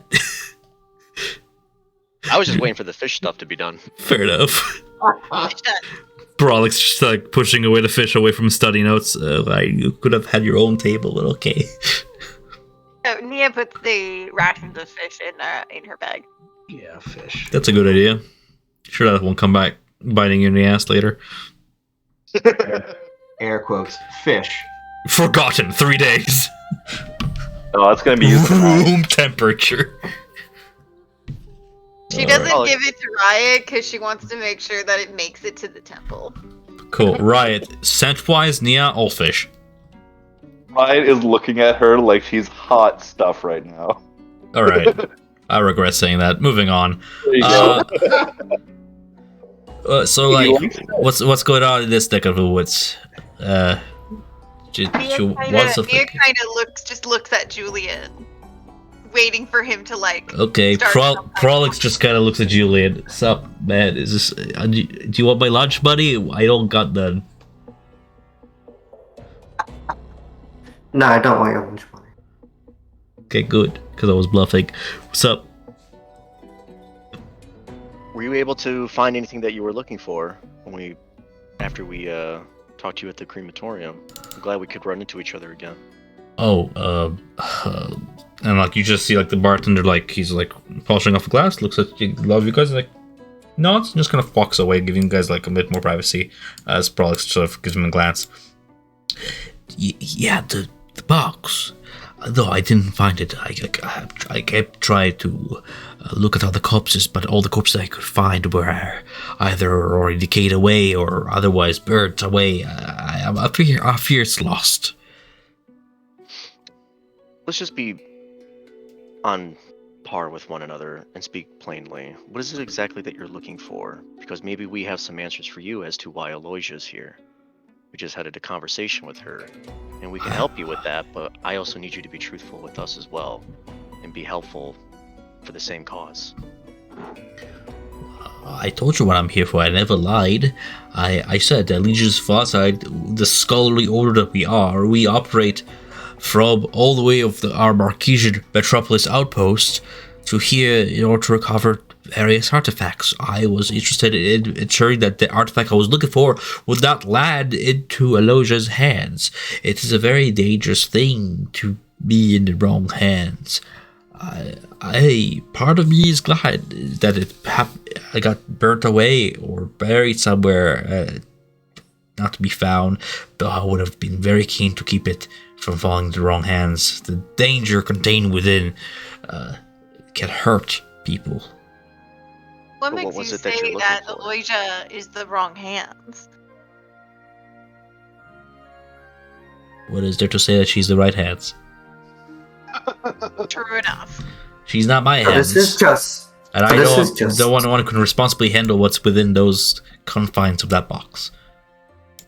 So this is just basically an information gang war between librarians. You're Yeah, aware, librarians are gonna fight at noon tomorrow with them rulers and books. Big brains. Fuck your Dewey Decimal System. Yeah, the Dewey Decimal System. No, I wanted to ask him, be like, what is it that is you think is inside the box? What do you don't want her to find? Whatever it is from Betrayer's Rise, forbidden lore, knowledge, perhaps some sort of a magic artifact, something dangerous that the consortium cannot have. They're occultists, they're weird people, a whole bunch of wannabe witches believing in the power of some moon. Nonsense. Non-scientific nonsense. You and I both know better that there's a science to the weave. There's a way to things, and magical artifacts need to be understood by more than just a matter of faith in some moon. Uh-huh. Why are you asking me all this? Because we just had a conversation with Aloysia, and I know why she's here, and you were looking for that Oh! information. Well, I'm glad you're being more direct now. What did you find out? Looking around, if anyone is gonna interject or do anything, I'm gonna straight up tell them. Do it. Okay. She's looking for what you were saying about the occult and the nonsense of the moon. There is some truth to it, though, and she is here for some substance known as ruidium. Have you heard of it? Yeah, I've heard of it. We've done our fair share of studies of the material back in the headquarters of the Allegiance. Fascinating stuff, that. Ruidium all the way here. Interesting. Do you seem convinced that this substance can be found at the Rise? And she wants escorts to go in there to help retrieve more of it, but I think she wants to do something else. And that's not her main goal. But she's here to, what she has told us, to find ruidium and kind of use it as a resource to enhance your weapons, your magical, abilities and such. But when we were on our way here, when we were traveling through the desert, when Ruidus flared a bright red, a full moon, bad omens, and we ran into a real tough fight after that. It doesn't seem like it's connected with anything good. Wow. This is all very good information. I thank you. You have helped me greatly in my purpose here in keeping an eye on Aloysia. We don't often spy on other members of other factions, but this has seemed deemed necessary by my higher-ups. This is good. It doesn't answer much, but it's a direction. It Yeah. seems that our group is going to be escorting Aloysia on the morrow, on her quest, if for no other reason than to help answer questions that we have of our own about the Rise. Perhaps if you'd like to keep an eye on her, you might join us. I don't think she'll be too keen about having me around for whatever task she has. She's a subtle one, tends to stick to her own shadowy operations. Having somebody of my kind, watching her, I don't think she'll allow for that. I mean, they're not cohesive factions. They don't work together. Saying he's joining her, I say he join us. She never said that we couldn't bring other members as part of our preparation. I don't see the difference. It'll cause a little bit. He's not with you, he's with us. I'm like, that's not an argument. It seems like he wants to keep his distance between the two, and that'll only cause friction if we were to take this deal or not. But Like we I should said, be. this offer stands, but it is your choice, Prolix. I'm not heading to Betrayer's Rise. I have no reason to go there. I already told you guys I'm not fit to go there.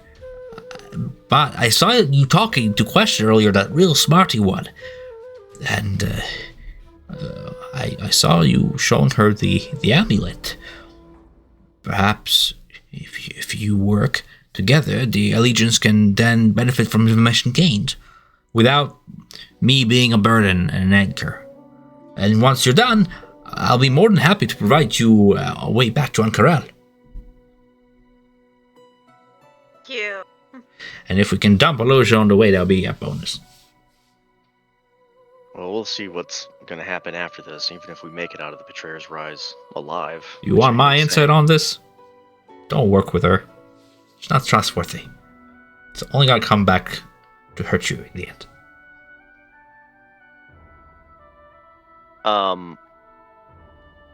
How long is that telepathic message last for, Julian?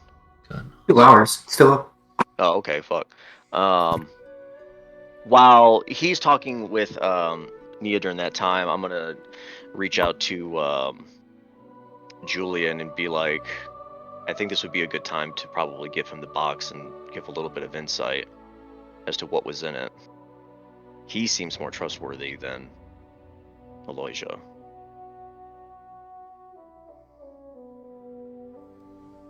Well, I never wanted to give Aloysia. Responding still in my head, I never wanted to give Aloysia the box.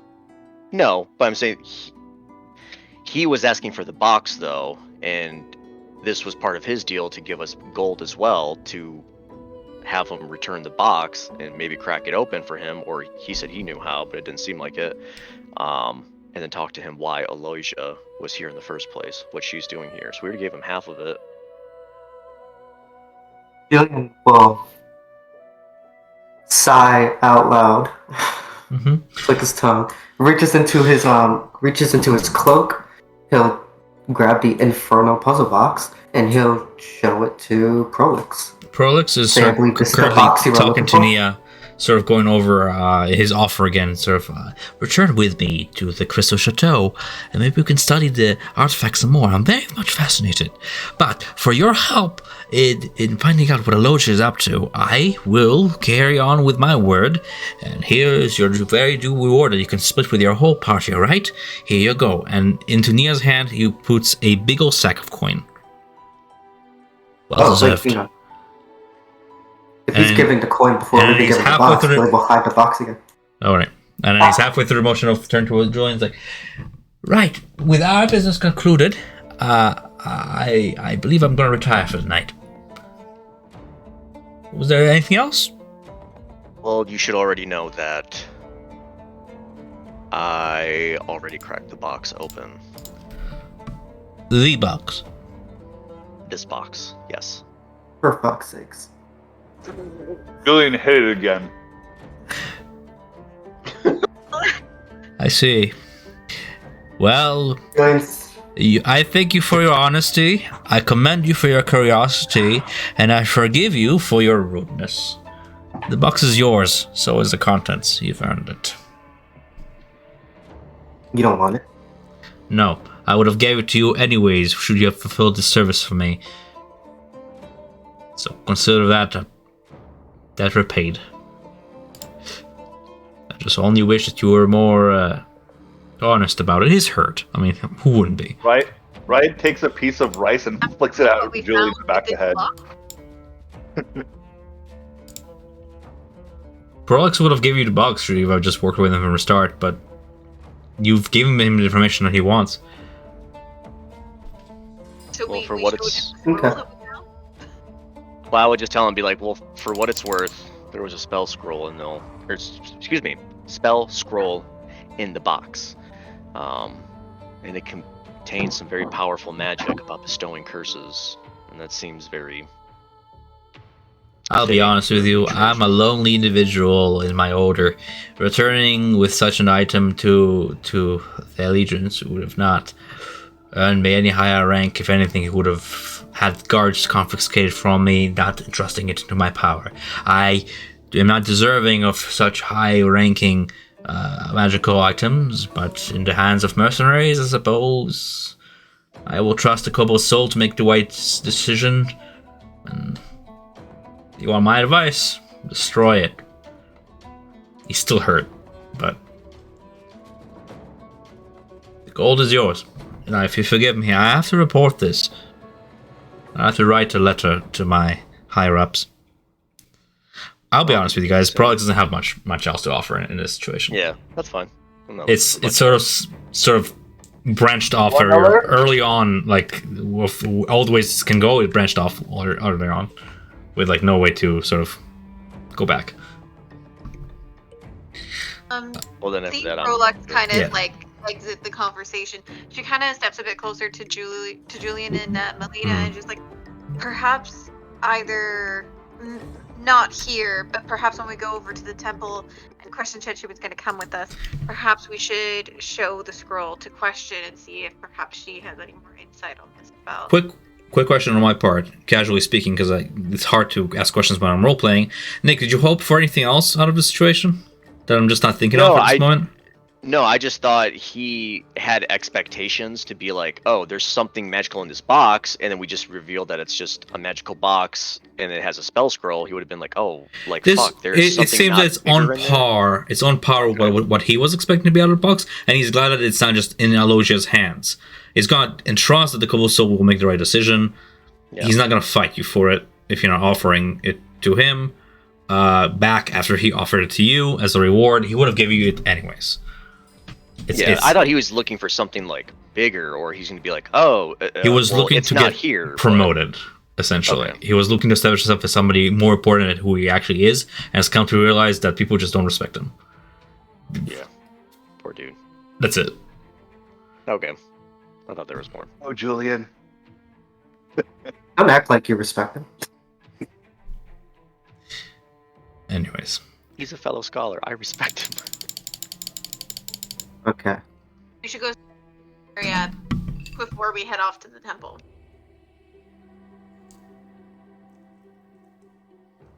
It's starting to get late. Or, well, what time is it? It's like 6 p.m. Okay. Let's make 8 hours, by the way. Let's make reservations for rooms around here. And then head out. Well, Julian's right. We need somewhere to stay. We'll have to go. We're staying with Foghome. Are we allowed to stay over there at night, or yes, we just are having a dinner? I'm staying over there.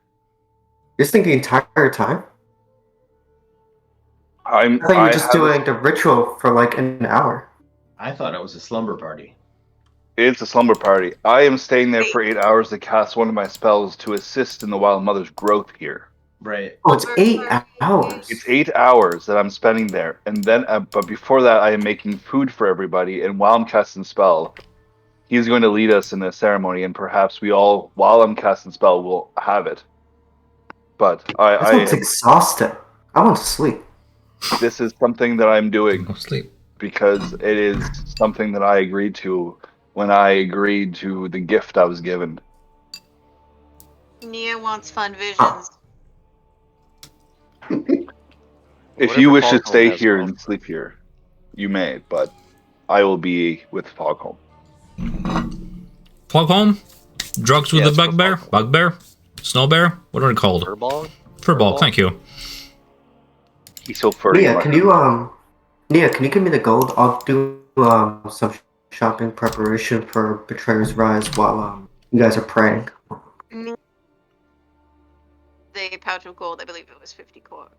200 gold pieces in that pouch. No, it's 200. 100 gold Thank pieces. you. Did you?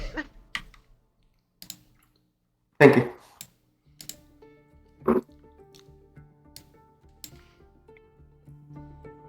Alrighty then. I'm gonna do Foghorn first, and then shopping later. Can we do snack break? Yeah, I was gonna say, does anybody need a water break? Go for it now. I'm gonna go get some water for myself.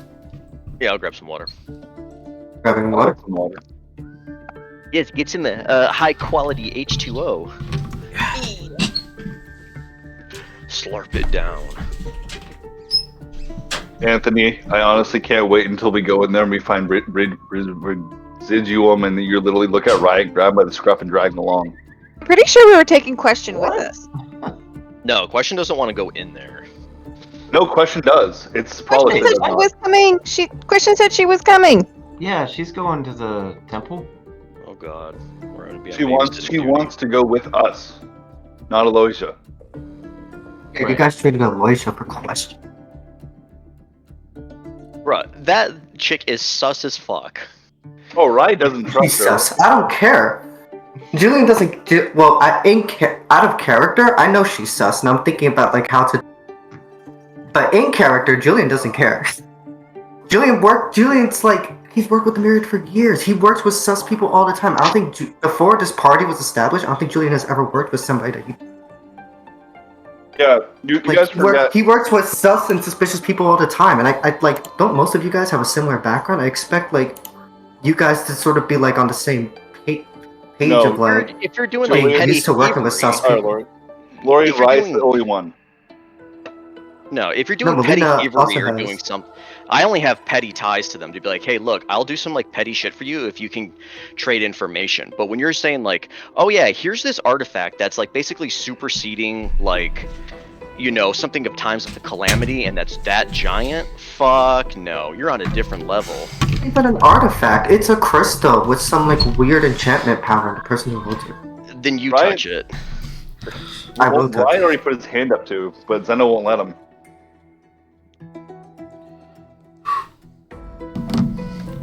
But what I will say though is, Riot tried to essentially say that he doesn't trust or believe, and he assumes that Aloysia will backstab them. That's essentially what he was getting at. Yeah, I don't want to get. You really think backstabbed. you really think that like necklace that Tabaxi is wearing is a artifact?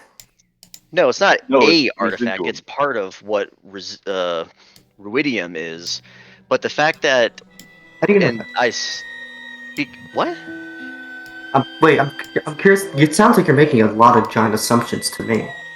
Wow, she kettle, said they're looking for kettle Ruidium. pot. I mean, I'm looking like at it, be like, oh, they want to touch a crystal substance. Look, Neem had a crystal substance. I'm just putting two and two together. And then also, when the Ruidus moon was flaring up at night, we got that bad omen the next day. That's directly tied to what the crystal is. That seems like just bad juju. Okay. And then she wants to harvest that, so she's like, okay, well, I want to harvest this mineral. I'll be like, okay, like I could sort of get behind that, but then when she starts saying, oh yeah, all this stuff about Elixion and all this stuff and blah blah blah, it's like, wait a minute, I thought you were here for crystals. How do you know about all this stuff? That's a giant red flag. Riot believes that she's here for the vestige. I think, 100%. I think Yeah, that's what just a she's cover really up. here for. Didn't There's she a reason say that why- was the key? I tried to roll intuition but failed. Insight. Insight, thank you. Intuition. That's interesting. What is intuition, I guess? It's not. Knowledge? Yeah. Your gut Knowledge. feeling that It could have somebody's been a an extra liar, person. a dirty liar.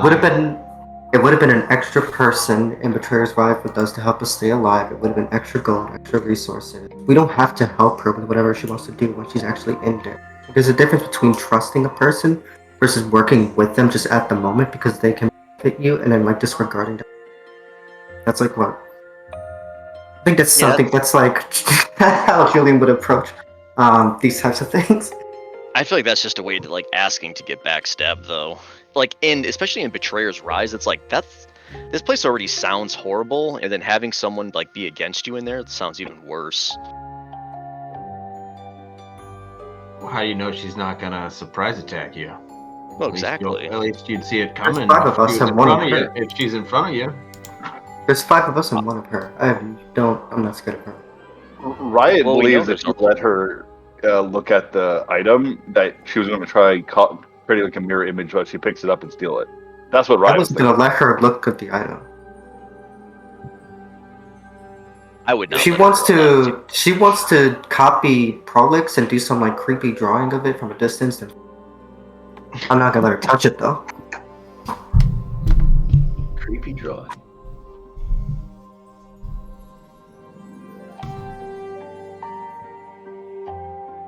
Alrighty, Riot and Nia are already in here with Bogholm. Okay. I'm just coming back to sit down. Sure. Those of you who join Foghorn in his meditation, he guides you through it as you let your breath settle. And you let your mind wander with him onto the beautiful skeletal tree and the mosaic-like glow of the glass. A warm sensation ebbs through the earth. As the minutes pass, you hear the rustle of the branches. You come to let go of most senses but that of your inner eye, and in that dreamlike state, you re-enter those vermilion waters. Together you see a young human, curls plastered to his brow by sweat, sinking to his knees in the garden which you find yourself. This human's eyes betray a lack of sleep, and despite the softness of his features, he looks like he has experienced more pain than any person should bear. "They are counting on me," he whispers. "They need me, but I am exhausted and frightened.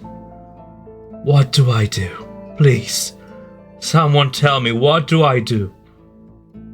The moons race across the skies, soon replaced by the angry red sun that rises before the fateful battle.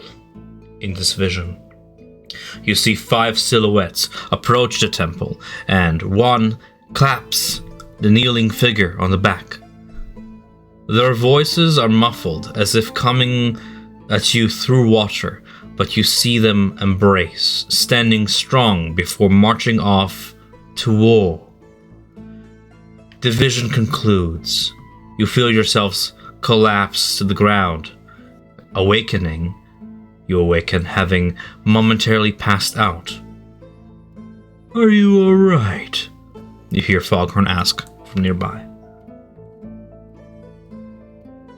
"What did you see? Did the Wild Mother grant you answers?"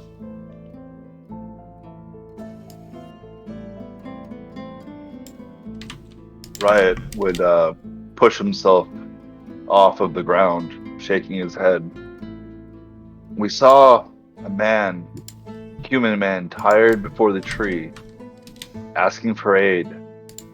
And 5, sorry Tom, you just made me laugh a little bit.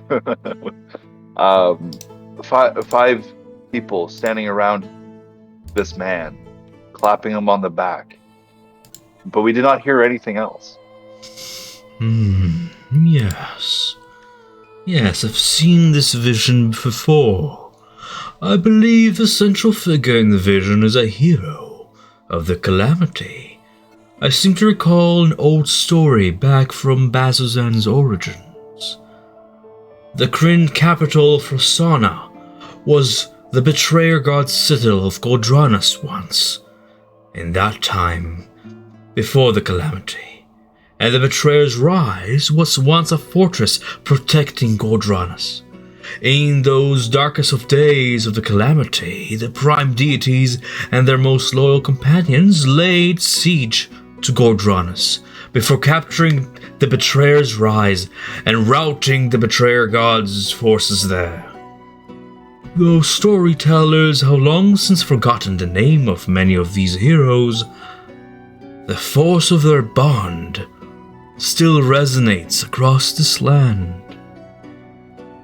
"Yes, resonates," says Question, who's also with you guys. I just don't have her talking here. Foghorn draws your attention, Riot and the rest of you, to several alcoves where the plants are markedly healthier than the rest of those in the temple. You see engraved on the back walls of the alcoves are time-worn words, parts of messages no longer legible, but you do make out a few words among them. One message reads, "Friends forever, don't blank, forget." Blank is where like the sort of words are not so distinguishable. Another message reads, "You owe me a drink in Marquette. And that's where the message sort of fades. Another message in another alcove where roses bloom and squashes sort of grow plump reads, I am writing this, a record of me stating, I will never ever duel you again. Foghorn points to another message, this one reading, this written proof, promise to show you the mountains of my home one day. And lastly, a message complete and almost untouched by time. We love you. We will always be with you. Wherever these messages have been scrolled, plants seem to really thrive, and Foghorn's magic, as well as yours, Riot's, seems to take hold. The place really does seem to be enchanted by these bonds that seem to have deep layers of friendship and kindredness. And it really does seem to make a difference in the fog of this darkness.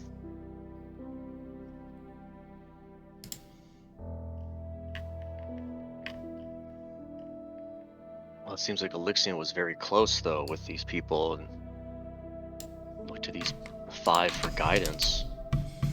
Maybe we only know of 3 and there was 2 others, I don't know. But it seems like they had a deep understanding and a caring for one another. More than just someone to carry power and fight for them.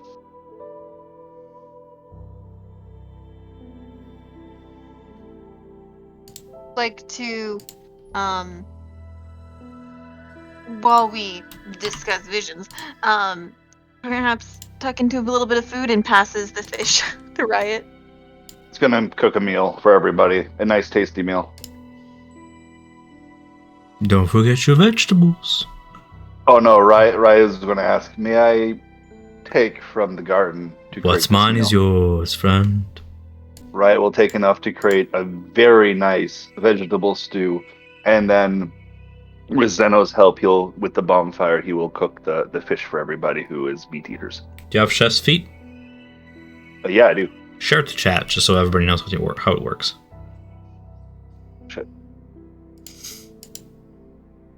Chef, sweet chef. And remember that temporary hit points recovered from this last after your long rest. It's actually, the temporary hit points actually come from the sweet side, the number of treats equal to my proficiency bonus. Good to know. Okay, fair enough. It's not actually, that's what I was talking to you about in Discord, because it kept on, I did it wrong when we're in the Emerald Loop. Yep. Basically, I get a long rest, I can cook a number of treats equal to my proficiency modifier. These special treats last up to 8 hours after being made. The creature can use these as a bonus action to eat one of those treats. Gain temporary hit points equal to my proficiency bonus, which is 3. Okay. Sounds excellent.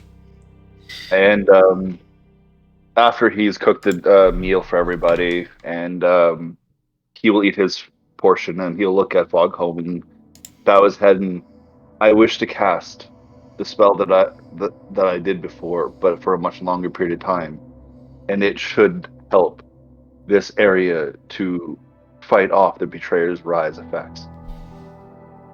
Then let us make this garden ever verdant. Let me help. You want me to read the spell? I know how the spell works. It's 8 hours, Okay. and we pretty much buff this whole place for like a year. Yeah. It's a big With help. like growth of food and everything. It will really help establish Foghorn. I'm just telling you the consequence of this action. It will really help establish Foghorn for this foreseeable future, and he might stay a year here to take care of this now thriving garden while this spell lasts. And you know what? Inspiration for you for using resources wisely.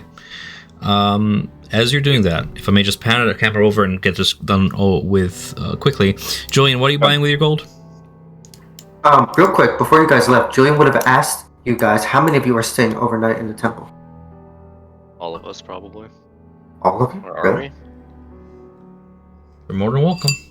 Well, he's casting a spell for 8 hours, so Riot's going to be here regardless. Yeah, I know, Right's gonna be there with us, but what about the rest of you? I'm asking because before you guys leave the inn, Julian would be asking, like, How many beds do I need to be renting here? How many rooms? It's 2 silver pieces per bed. I think it's only for you, Julian.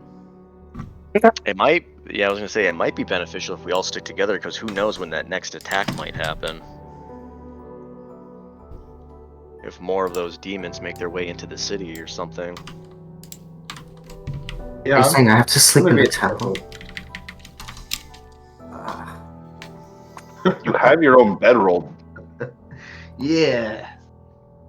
He's pampered. He wants a Do nice have my strong bed. own. Do have my own. Man, Riot's like thinking right now, what's wrong with Julian? I mean, he's with the Myriad. He's slept in lily crevices of sewers before to hide. Like, Oh, I haven't. What are you talking about? oh, I'm Riot a has. master at hiding in plain sight. Okay. Fancy. You're I'm gonna pampered in the buy. Myriad. I'm gonna buy 3 healing potions and 2 vials of holy water. So that's the 200 gold. Yep. Done and done. Should I buy? Riot would have also given him at least one of his rubies to buy 2 more holy waters and 1 more health potion. Done and done. Okay, you got that, Julian? Sounds good. All right. So we got. Say the total, 4 because and I'm writing 4. it down. 4 healing potions and 4. I have them on my character sheet. Okay. I'm just writing it in my notes though. Nia had earlier in the day bought an antitoxin from Dr. Deer. Dear. Fair enough. I'll give you this guy's opportunity to sort of roleplay amongst yourself if you want to have that campfire moment. You know. Well, I If was you- gonna say with question, how I gotta look through my notes. She called it the resonance or something. Yes. Of what was happening then is happening now, and just after having that experience, I'd be like, God damn, you're right. Like, Mystic resonance. look at us. Yeah, like us 5 are together here trying to accomplish possibly like a same goal. Time is repeating itself again. But with that, I mean, that's to say what's not on the horizon. Like another calamity could be happening or something worse. Or something better. After all, it ended up good last time. And it doesn't have to be a complete mirror image. I'm just theorizing that this mythic resonance is what will help us awaken the vestige. A reminder of what once was, so it may bloom into it once more. Can never really hope for whenever we study the past is perhaps to learn from it and hopefully not necessarily make the same mistakes, or at the very least perhaps slightly better outcomes. I'm just sad that Aloysia is gonna be the one to see it happen and not me. But when you return, I'll be more than happy to take a look at it and add to my sketches. Said you were going to find your courage and join us. I don't think Aloysia will be too happy about having me around. No? And we still never agreed to that either.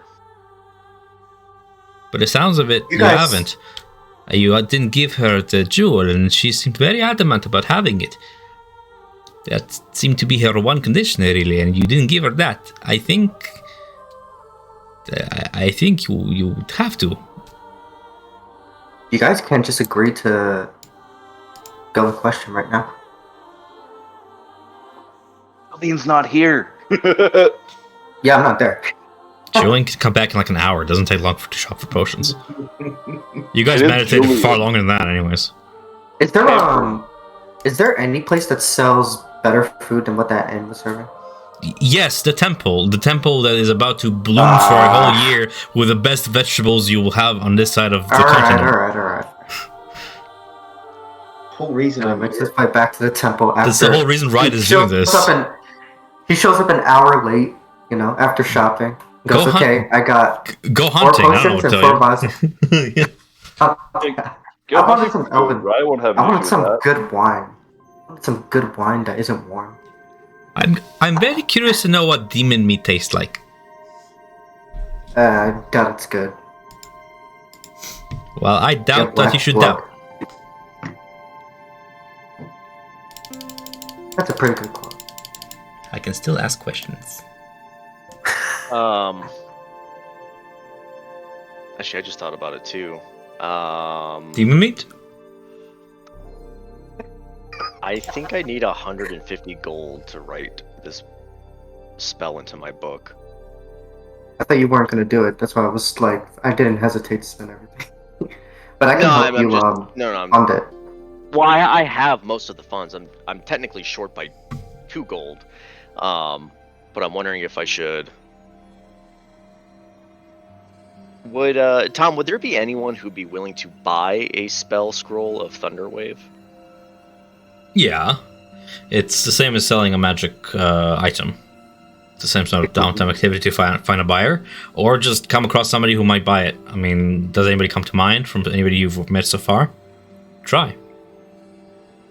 Either of Prolix or something. An apology chip. Yeah. Just having an extra 50 gold would be good. I was just gonna say, if you need gold, I can just give you the 2 gold to scribe. I'm selling it if you need. Yeah, if I need to scribe it in, it takes 2, 4. How many hours does it take? I gotta look it up. You I think it should be takes attuned 6. to the amulet by now, right? Use the No, reason to- you're still attuned to it, but that's what I'm asking. Because I only held it, remember? Okay. But so yeah, this is also a good question too. Let's start with this. Is that if we're going into this Betrayer's Rise tomorrow, and we have a very powerful artifact, you know, who do we think should possibly hold on to this to let, you know, have a little bit of a boon with them? Definitely question. What does the artifact do? Well, for each Riot person, will it's describe different. his to everybody. Basically, it gives me resistance to bludgeoning, slashing, and piercing. Since you shared in this vision with us, and you know what possibly. We don't. Who... Actually, now that I think about it, we still don't know what Xenos. Why don't you let him hold on to it? That's what I was For tonight, and then we'll decide in the morning. So speaking to Zeno, since you were with us and you shared in this vision with us, and you got a little bit of a glimpse of what Elixion is, do you feel a little bit closer to this and, you know, understanding this a little bit more and why we're going to this place now that you firsthand experienced it? And if Julian allows it, she'll hand him the amulet if he wants to attune to it and kind of really figure out what he gets to, you know, potentially tap into, so we can all understand this together before going in. I do. I feel like this is where I need to be, and there's something about Betrayer Rise that I might find answers. So I'm on the right path. I don't know what my path is exactly, but yeah, I'm curious. I hear so much about this amulet. I'd like to learn more about it myself. Well, then let this amulet speak to you. Let it speak deep inside, you know, into your soul, and then commune with it. And then you'll be able to understand, you know, this power that it has for each of us, and that why we protect this so much, and then why we're here today. It's, you know, above, you know, demon hunting, or whether it's money or knowledge and everything, this supersedes any of our goals I think that we currently have. And finding a demigod that's lost to time is, I mean, I don't know. I think it's just, the mission just kind of speaks for itself. But she'll hand the amulet to you, and, you know, you'll attune to it if you want, and as long as Julian's cool with it, he'll lose on attunement. No, I have no qualms with that. Yeah, I had fully assumed that you were trying to tune to it when I gave you the amulet, and that I would lose attunement within an hour. So Julian at this point is still like when he still like feels that tug to the amulet, even after like over an hour has passed. He's given it to you, so a bit surprised.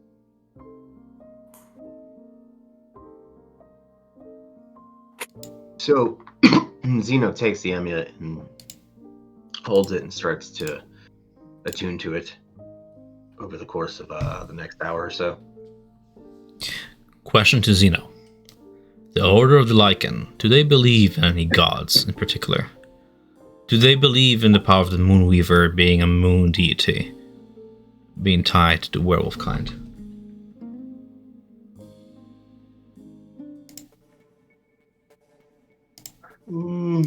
Yes. Yeah, Okay. I could believe that. Fair enough.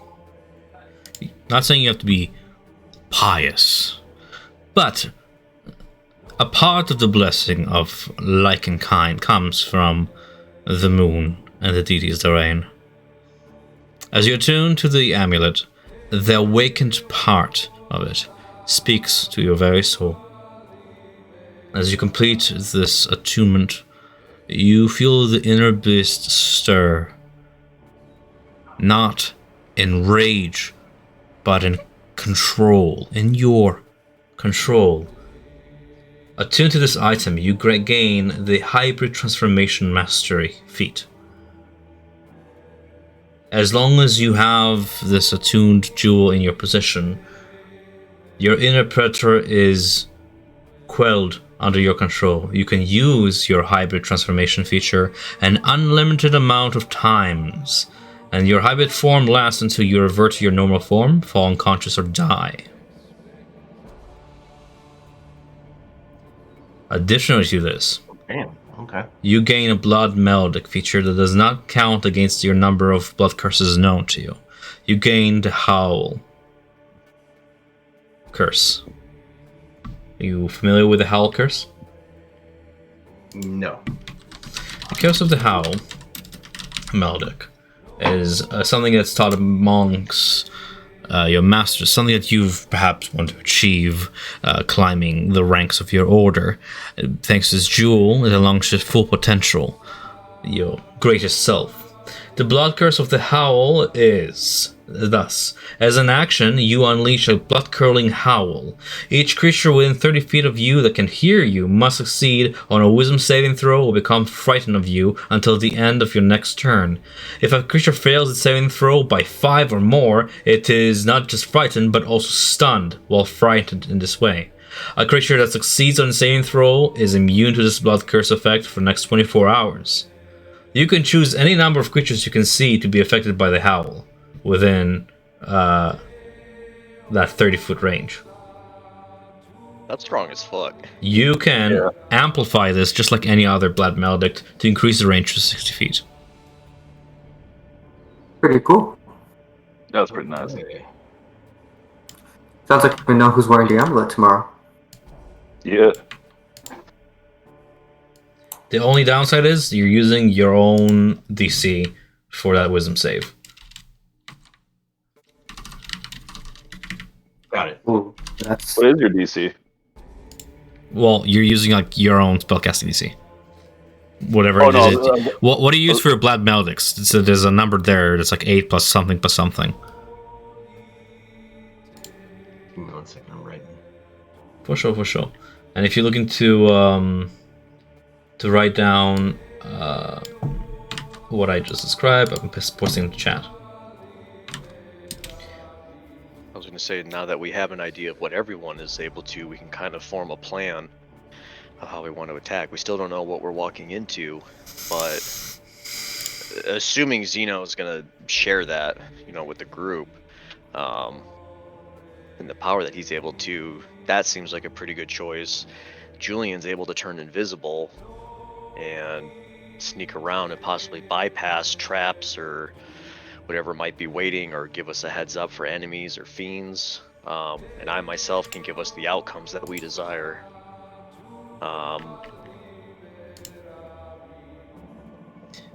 And then, I don't know. I leave it up for the group to decide. But it's a big choice. question. Answers. Julian's addressing question. Oh, you're funny. Yes?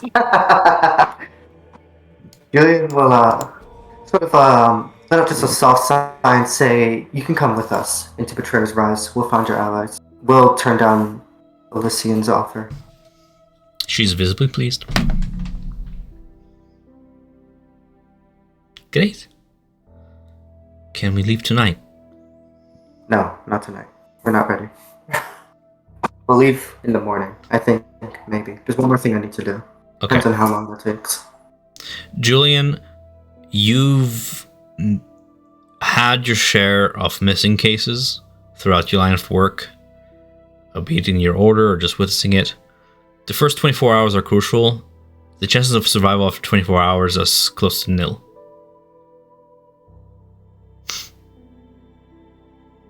Ryan, how much longer do you have for your spell to be finished? That spell's He's 8 gonna be doing hours. this all night. He's gonna be doing it till Yeah. morning. It's not like she's gonna go there by herself. I'm just giving you guys a choice. We can't leave without Riot. One more thing. Mhm. Melina. Yeah. The staff. Well, I'm gonna go see if I can get that bargain for rice pudding overnight. Yeah, Commander Valen should be in the war room or somewhere around the barracks. We'll have to get rice pudding hooked up to it all tonight. RP That'll chest help. stuff. Yeah, we can do that over RP. Thanks. Also, Melina, you mentioned a scroll of was it Thunderclap? Thunderclap. Wave? Underwave. Yeah. Thunderwave. If you're not going to use it, perhaps it's a spell that I can learn, as I already have several spells that are thunder or lightning based. Bards don't learn spells from scrolls.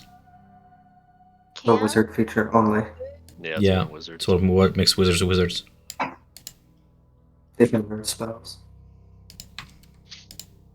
Because for me, Thunderwave, I mean, we can have the spell scroll and someone can use it the one time. I was going to sell it for gold, give us a little bit more. Mm-hmm. Yeah. But for me, it's not worth it because I have a bunch of other level 1 spells that I'd rather use over that. So I was like, all right, it's cool. I don't need it. And I'm hoping I can get 50 gold for it. 'Cause I need Gold, money or to- if you have a question in your party, she also lets you know that should you guys succeed in this endeavor, and you know, unlock what the vestige's potential is, or find something useful, whatever. Whenever you guys do whatever you need to do here, and return to her. She offers you the same thing that Prolix offered. You can return with her to Ankarel, and Ankarel is known to be a bazaar of magic items, relics and stuff, scrolls. You can trade one for one, essentially. Doesn't have to be for okay. gold. Yeah. So, Wait, how long would it take to get there? Assuming we leave there and we don't die. depends. Yeah, I know. Positive. Days, weeks, depends. There's no certainty. It took them 2 weeks, but it's only because of their trip. Before, when Prolix was offering it, he was talking Never about mind. like Yeah, sorry. he was talking about like this grand library that he had, and Julian was kind of just like, okay, I don't care about books. But then like Question mentions that there's like a horde of magic items there that we could trade for, and now he's like, okay, you have my interest. Maybe we will visit this place. No, not horde, but it's like if there was ever a place for you to downtime activity find a buyer for magic items, it's Ankarel, because Ankarel is sort of like That a would be the central place. adventuring hub. Gotcha. Like 7 o'clock Okay. by the time we got to the temple means we need to stay until what, 3 a.m. So for Yeah. Riot to finish the spell. So Nia kind of ushers Julian to like, can you please run around and do our last few errands while we support Riot and whatnot, and prepare, and then perhaps the rest of the party can get any last minute Z's while we're waiting for Riot's spell to be finished. Yeah, because if Yeah. there's a fight overnight, Riot's not a part of it right now until his spell's done. Okay. Well, I'm also going to say, too, it's going to take me about 6 hours to copy a 3rd level spell down as well. Yeah, we'll go with Julian to just buddy system. Yeah, Buddy Nice. System's always Just in case I get ambushed while I'm on my own. Yeah. Yeah, in case another gibbering guy comes out. Yeah. Julian will take the staff from Alina, and I guess he's going with Nia to get that traded for. Yeah, and I think while we're out, I think Nia's gonna, whether we have the funds already in the group or if she needs to sell her ruby, we'll get her rapier silvered as well. You need to sell your ruby. Cool. Will do. If possible, just to expedite too, I'd rather just probably sell the scroll for now for a nominal value, just to make sure I have all the costs covered. What level is it? I can just Get to level 1. I can just give you the 2 gold that you need for your I stuff. also need a little bit more for some items that I want to take, and I also have a debt I need to pay as well. How much do you need?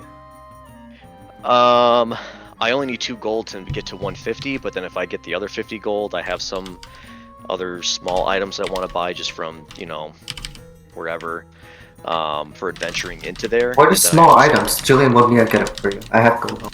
Oh god, you're making me do a bunch of math right now. I only have a little bit of it written down because I was just going to take care of it over RP or so. It's only a couple gold worth, but I also have a debt to pay for my spell book of enduring. Okay. Tom, would I be able to do that? I'm doing math. Okay.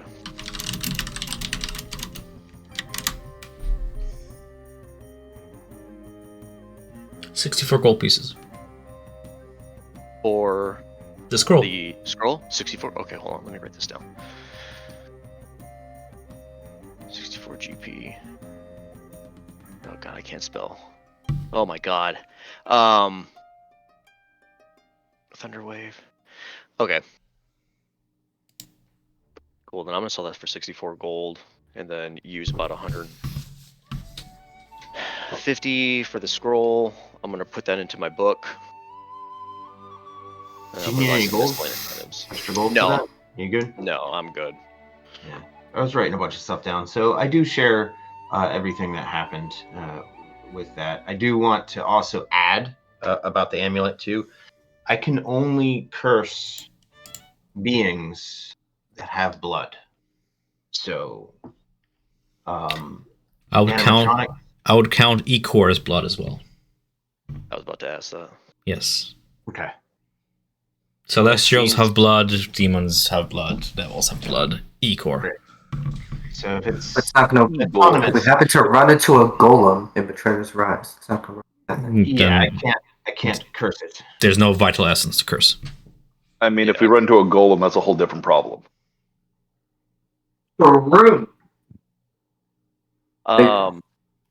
So I mean, what do you guys want to do as far as the amulet? Who do you guys think should take it? And if anyone wants to go over their ability. I think Melina should hold on to the amulet while she's copying the spell, just in case she wastes 150 gold. Yeah. Then toss it back to Zeno. That makes sense. And then Zeno can use it, then just give it back to Zeno in the morning, like before we leave. Then Melina sleeps, gets rid of her exhaustion. Instead of getting some Z's, while you and I go shopping, and the other 2 do their spells. Yeah, I can sleep off the exhaustion, and then if I fail it. I hand the amulet back to Melina, and I thank you for trusting me. This is truly a powerful vestige. As far as shopping goes, the only shopping I want to do is spending, what did we figure out, 25 gold pieces plus downtime to create antitoxins. So I'd just, shopping would be buying the components, 25 gold pieces worth to create antitoxins, and then I'll spend my downtime creating one. You have the gold for that? Because I know you already spent your ruby. I had a little bit left over, so got enough. Okay. Yeah, I don't have a lot of gold, but at the same time, I don't care to have a lot of gold. Hey, Tom. What's up? For my chef's feet, would you say I could use rations as meat? Or no?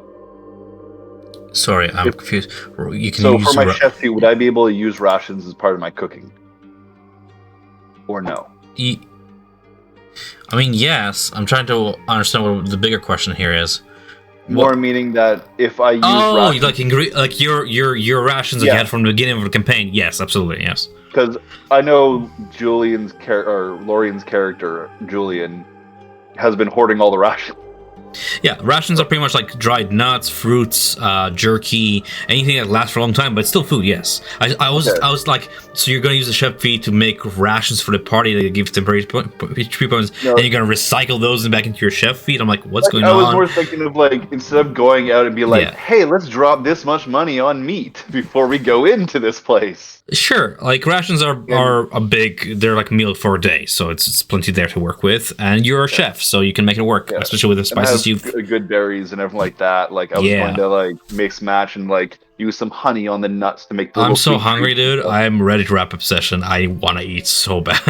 You're talking about food. I'm salivating over here. I will start telling you what Riot will cook. Oh god. Yeah, we can wrap up. 'Cause we're just gonna do session or Yeah. shopping, and then I'm pretty sure tomorrow we'll. Well, I think we've already established what we're shopping, so I think basically when we get back, we'll be ready to head out with questions. The only thing I want is you guys agree as a party who you want to go with. This is you only get to choose one sort of choice because these factions don't operate together. Even like Question and Prolix would have not worked together if you would have pursued Prolix's full goal. I guess nothing really in our campaign, nothing really stops him from tagging along. It's just that I feel like he's just gonna die. I don't want that. I like him. Like he's acting out of self-preservation, and DM is acting out of self-preserving good NPCs. I want him to see grow. But in terms of like Question and Aloysia, it's like either or. So I agree as a party which one would benefit you guys more, and we'll sort of carry on with that choice, or take no one and just go alone. That's also a choice.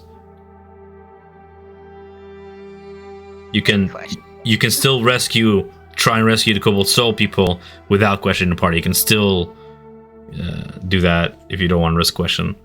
I'm not forcing you guys to choose any given path. Just discuss among the party and come to an agreement before next week, and hopefully we'll get to do Betrayer's Rise. Yeah, we'll definitely be doing Betrayer's Rise. Yeah. Have a second character ready just in case. Yeah, I'm not joking about that, by the way. I got to re-roll and figure out another character as well. I'm not going to copy what. The only thing I request that you do is, I don't care what you roll class-wise and stuff, somehow find a way to connect to the party. Yeah.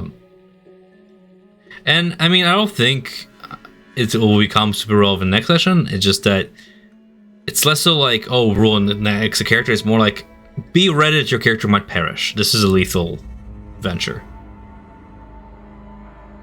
Just a quick question about medium armor and all that. Yeah. What's the height for you would do for barding? Would be breastplate be the highest, or would scale mail be the highest? Sorry. Are you It's asking me 400 gold where does medium armor stop? Is that what you're asking me? for the trade of the staff that Julian's going to be doing for the Oh party? yeah, because within a reasonable threshold. Well, I'm gonna say not the K.5 one. So not breastplate. So it'd be scale mail. I remember you guys were discussing about half plate. I was like, no, absolutely not.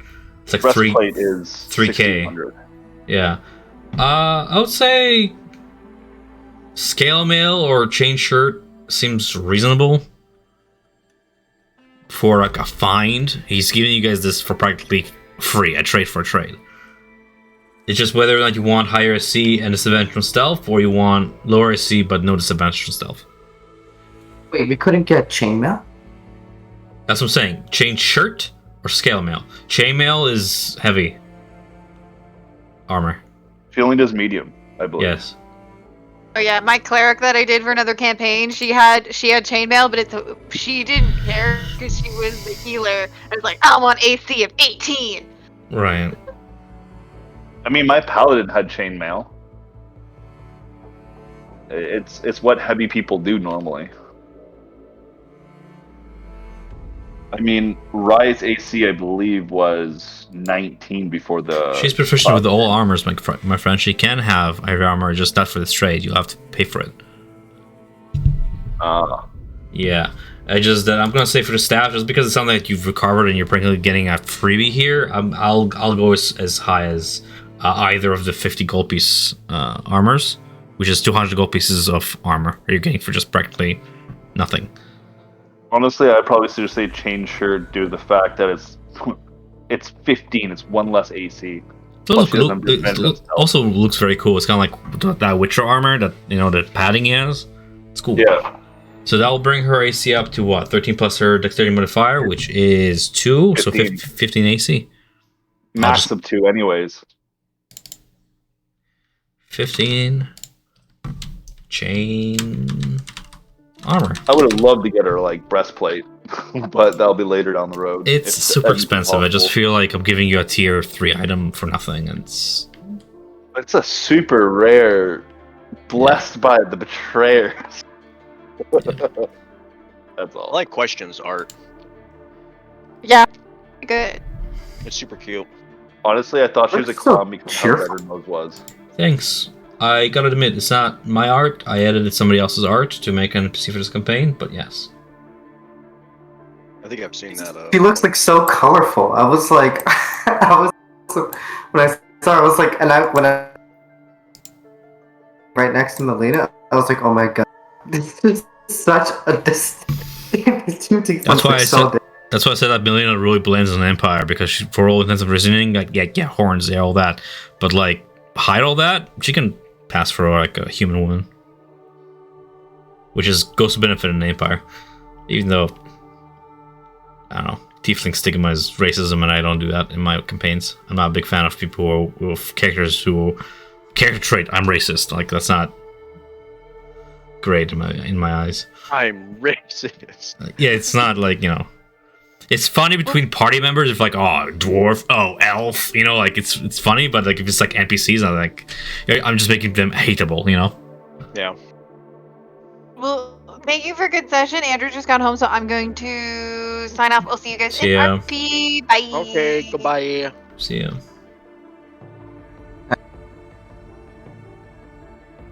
Yeah. Questions, feedback. I was just going to say the two things that I was thinking of is either having a character as a secondary is maybe being a survivor of one of the Cobalt Soul people that are in there already as a possible character. Sure. As a thought. But I just don't know. Pardon? We could be a kick-ass monk. Yeah. Ironically, I was thinking, let's do something fun, like a fun race, but that was a part of it. The only other way I was thinking of was using Riot's background and one of his character friends called Shinx being a part of the group that went in. Sure. That's the only two thoughts I had. As long as it's not like your own headcanon and only your headcanon. I don't know. I just feel like it's so much smoother when you add a character who's already part of a story somehow. And having Cobalt Soul Survival would be like, how does my character know about the vestige of divergence that the party is carrying? Oh, of the Cobalt Soul. This is what we were here for. Like, Question was researching it. She was talking about it all the time, and there it is in front of me. I need to find a way for Riot to send a letter back home, but I don't think there's a place here they can let them send a letter. Why not? Death post. Okay, then I'll be doing that in the RP. Costs you gold pieces, but yes, sure. I have a few gold pieces for that. Fair enough. This was a lot of fun. Very RP, a lot of information again, which is great. Before we walk into a hellhole. I hope nothing was confusing. But the only part I didn't like is Prolix, but there's very little I can do in that regard without making him a conflicting character. It's like, I can't not play him like not offended, like. The one thing he wanted is like respect, so people would see him as he looks up to his higher ups, and like he did get that. That's the one thing he wanted. So it's like, I mean, Riot wanted that to happen, but some little rogue stole the box. I'm moving on. We didn't have to tell him that we took the box. I'm We sad. just got it. Well, We wouldn't have got the reward then. yep. Yes, we did. That's what we wouldn't have if we didn't tell him. You would have. That's the thing. He gave you the reward just for telling him what Elogia was up to. You told him like Yeah. straight up, like she's looking for a rhythm, and he's gonna take that to his higher ups, and that's gonna have consequence later. That's Yeah, but he why said he when I also- heard that he was giving the gold to Leah, I said Julian the box back into his cloak before he sees it. And then But then we you just went told and him said about it. oh, I opened a box. Told him about Well, you want to know what's in the box, and we're all thinking like, if this somehow is keeping a creature alive, and knowing it looked like he was looking for something more important. That's the vibe I got. He is. Yeah. He's just admitting to doing something wrong does not. Maybe that's just my philosophy. Maybe I'm just I'm sad boy like that. But people telling me sorry does not fix what they say sorry for. You know, like you hid information from him. Why would he work with you to reveal more information now, sort of thing? But we said we're sorry. I know, but it's better to just get away with it than to admit it. You're supposed to forgive us. maybe. I mean, you guys are just playing up what your characters would do morally, so I'm all for that.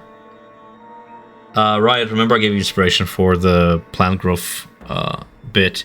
I'm sorry I don't have energy to roleplay it fully, but we can just sort of theater of the mind it, that it's going to be a big deal for the foreseeable future for Bezan. It's just that I want to get to Betrayer's Rise. No worries. I'm excited for that.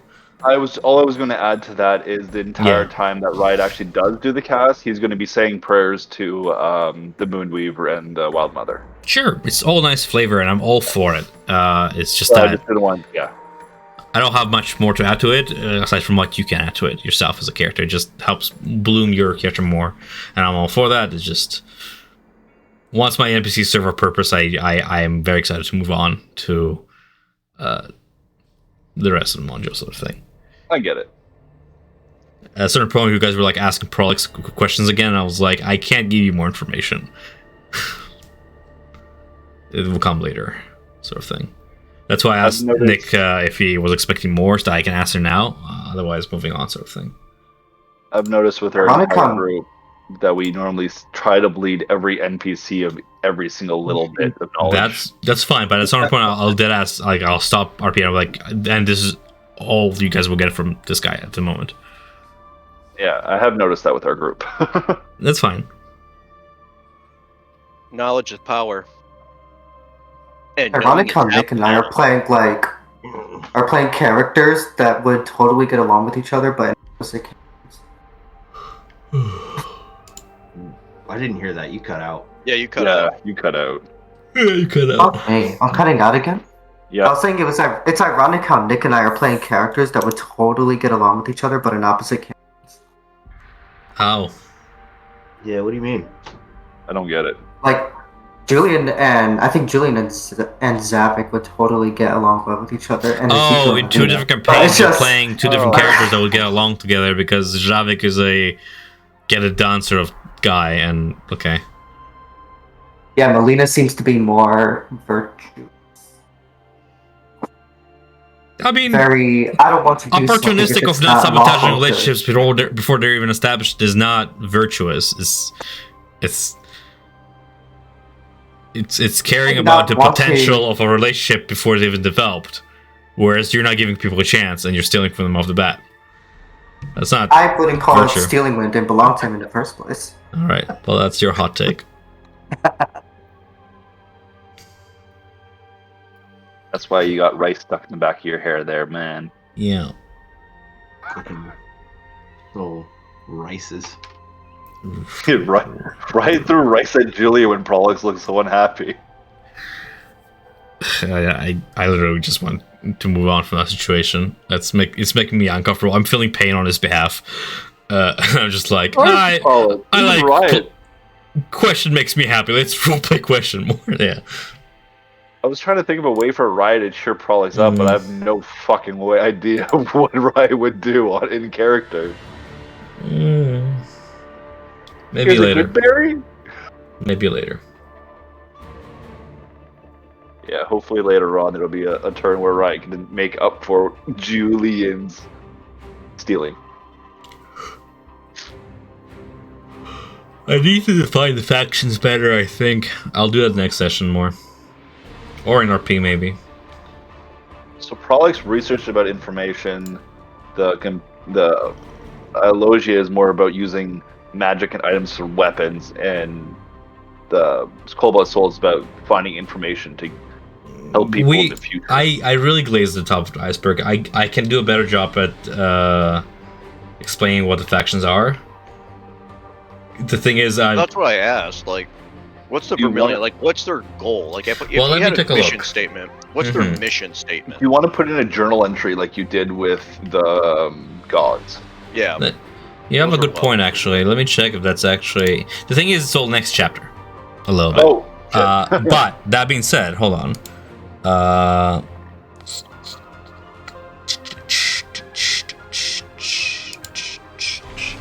They were like, oh, the Vermilion Dream. Yeah, There we're like is. artifact folklore connoisseurs. I'm like, okay, but like, what's your mission statement? Like, why do you survive? So you as a want the faction? Vermilion Dream first? Yeah. Okay, let me turn on the music a little bit and I'll go over it. Let's pretend, as far as Aloysia would share with you guys and other agents will share with you guys. So, concerning with the Vermilion Dream, their motto is, seek the stories others fear to know. That's their motto. That sounds dark and ominous. Well, it's also, I mean, like, it's a double-edged blade. Yeah. I'm- It is. Yeah. You're not wrong. It's like I respect their dogma. I don't think there's a evil faction in the story. It's just whatever you agree and whatever you disagree with, right? It's kind of like the Rivals. I don't think there's an evil member of the Rivals. It's just they're all different flavors of whatever, and some you vibe with, others you hate Glyceria, you know? Seek the stories that others fear to know. Their headquarters of the consortium are... you don't know that. I'm not sharing that. They're secretive like that. Their leaders, you don't know that. I'm not sharing that. Their allies, they don't hold an alliance with neither the Paralex's faction nor the Cobalt Soul, and any other factions you're not aware of. So, what's the point of sharing that?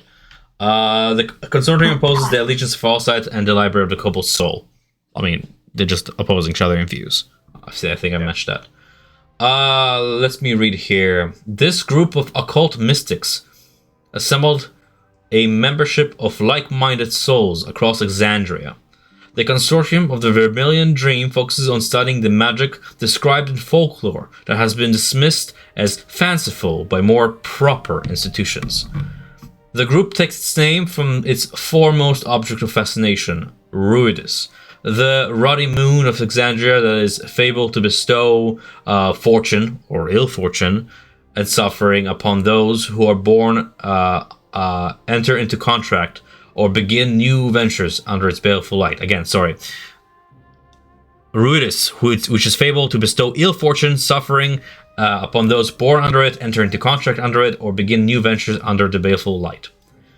The consortium of the Vermilion Dream was founded by individuals. This is something that you're going to be privy to. It holds its origins in occult circles, essentially. Yeah. Originally, they sought to gain wealth and prestige from their studies, and that sort of has barely developed from that position because the consortium is a relatively still young faction compared to others. To the point where its founders are still alive to this day. Older academic institutions such as the Allegiance of the Allside and the Library of the Cold Soul express concern and sometimes disdain toward the upstart consortium and its aggressive, profit-driven attitude towards scholarship. So there you have it. They're not evil, they just do things differently. So I just have one question about that. So You said they're connected to other people. Would they have ever had dealings with the Myriad? anybody can Sure. have dealings with Myriad. I was more meaning, Yeah. would Ride have heard any of the people that I've actually talked to or grown up with or dealing with? Because he's been there his entire Before life. you've arrived at Bazan, none of you knew about the Vermilion consortium. That's what we're going with. Yeah. And but could they have had contact with the Myriad? Yeah, anybody can have contact with the Myriad. And I'm assuming the Myriad is in Ankral. What? The Myriad is all over the place. It's all over Alexandria. Okay. It's the biggest crime syndicate in the world. I had a feeling. It's like if the Yakuza or the Italian Mafia was like world dominant. That's Myriad. Mostly in Wildmount, though.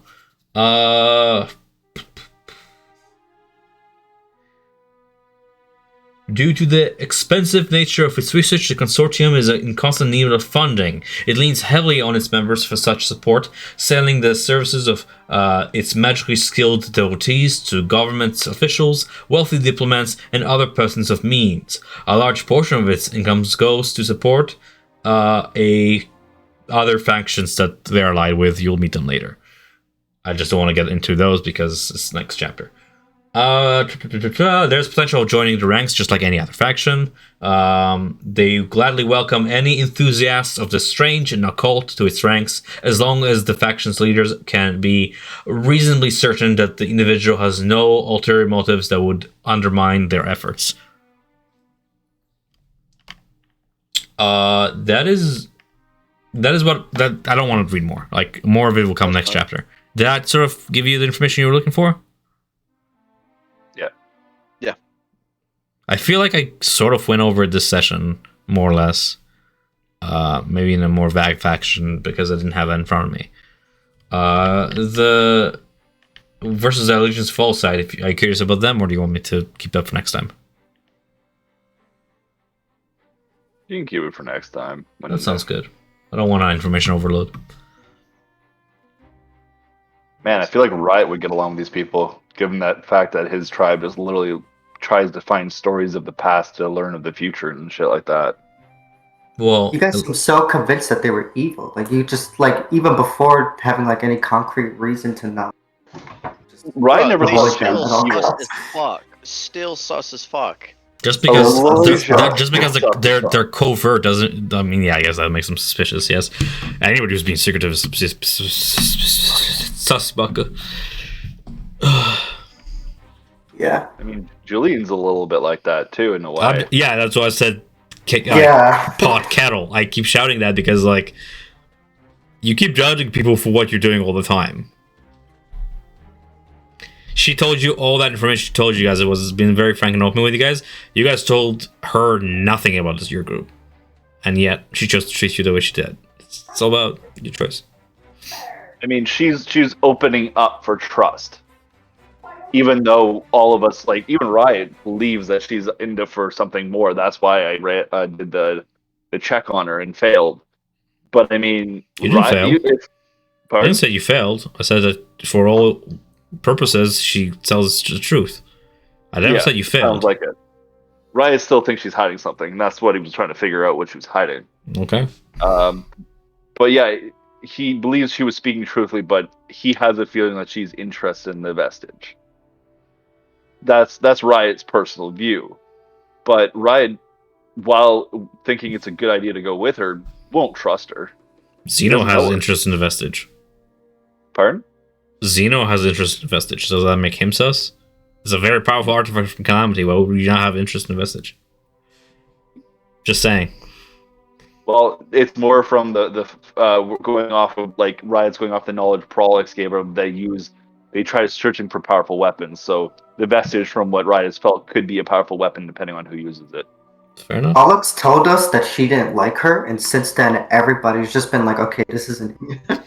There was like no other reason why we had a reason to distrust her. If you have like three or four different people saying, like, yeah, this person's kind of like bad news, like, we don't really trust them and blah blah blah, it's kind of like, okay, that's like kind of a red flag right there. Like, if you have four separate people of different backgrounds saying the same thing, it's like, okay, at least be guarded. It's funny you make that point. Ellis. That is something that the rivals can do later or earlier on in his campaign, is if they all speak the same about one person, they can blackmail a member of the party. That's the actual thing I can do if you're like in negative with them. Doesn't matter if it's true or not. It's just like one of those like complications. Like you'll be crafting a magic item, and like the entire rival party will be like, what they're crafting is going to kill this entire town, and they're all saying it. So, no? Fuck that. Yeah. That's funny. Yeah. Don't you guess? People can spread rumors. That's all I'm saying. Yeah. Riot believes working with her is fine, but just doesn't trust her. Nothing against that. So I think it was mainly. I don't know what was your character's opinion on her? I don't think there's anything to trust or distrust about her. I mean, she has a very different goal. We're talking about Aloysia, right? Yeah. Aloysia. Yeah. Different goal. The whole faction, different goal than the norm. I would like to add to that. But it doesn't seem Yeah. suspicious to me. I mean, there's weird creatures, weird cults, weird people throughout this entire land.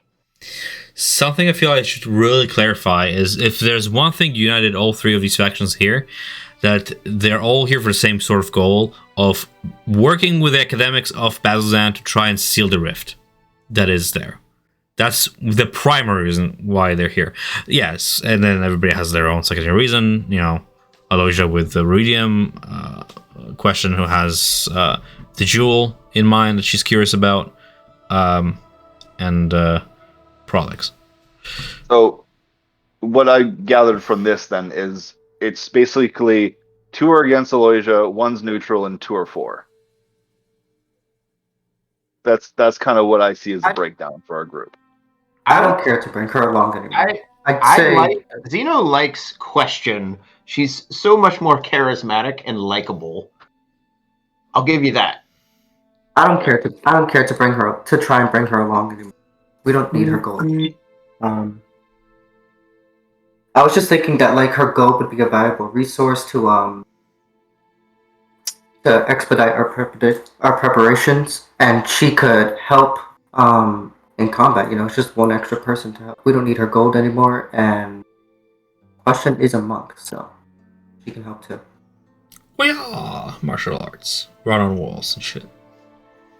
I mean, if you want to be devil's advocate, Question went in there with a group and bailed on them.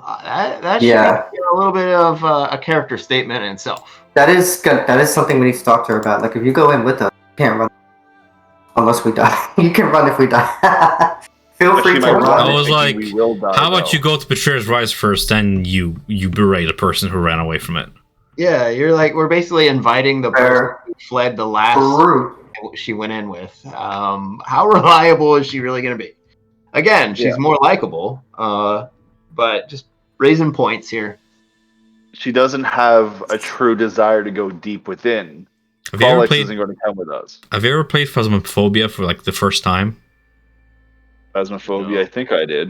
No, I did another one. Yeah, did you ever like enter the house and was like, fuck this, and left? Yeah.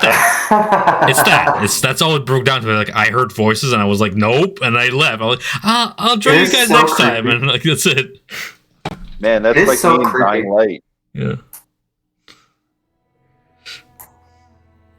She feels terrible about it. I mean, for all it's worth, it's not like she's like, yes, and they're dead, and I'm glad. Like, no, she's like, I can't kill them, you know? I don't believe it. I think she's very happy about what she did. God forbid my NPCs are human. Good evil. Well, I mean, she's half devil, so... yeah, that's it here, that she's chaotic evil. Oh, weird, alright. You're gonna be racist to Melina now because she's half demon? I said that before I realized Melina was tiefling as well, but yeah. I do love it how it says question, monastic operative, alignment, any. It's just like, I get to decide. I like that. Anything you want. Anything you want. Evil. Yeah, because Prolix is lawful neutral so far, from the way he's behaving. I have no idea about Aloysia. Lawful sus. Lawful sus. Great. Whatever Julian's alignment is probably hers. Wait. I mean, we played with evil characters in our party, and it worked. It doesn't. You can be evil and still be cohesive with a party. Oh, you said Aloysia's alignment was probably mine. I thought we had the same one. No, What? I said you guys probably have the same one. What is your alignment, anyways? You just say you're evil. Maybe. We probably do. Julian's lawful evil. You're like neutral. You haven't done anything evil. You're like more neutral, chaotic so far from the He's way I a said. he's a Trying to thief do by evil trade. He's a I mean, thief by trade. That's not evil. Riot steals shiny things. That's why he's chaotic. He will do things out of impulse. It's not like Okay, well- to me, evil is that you're going to go murder a citizen for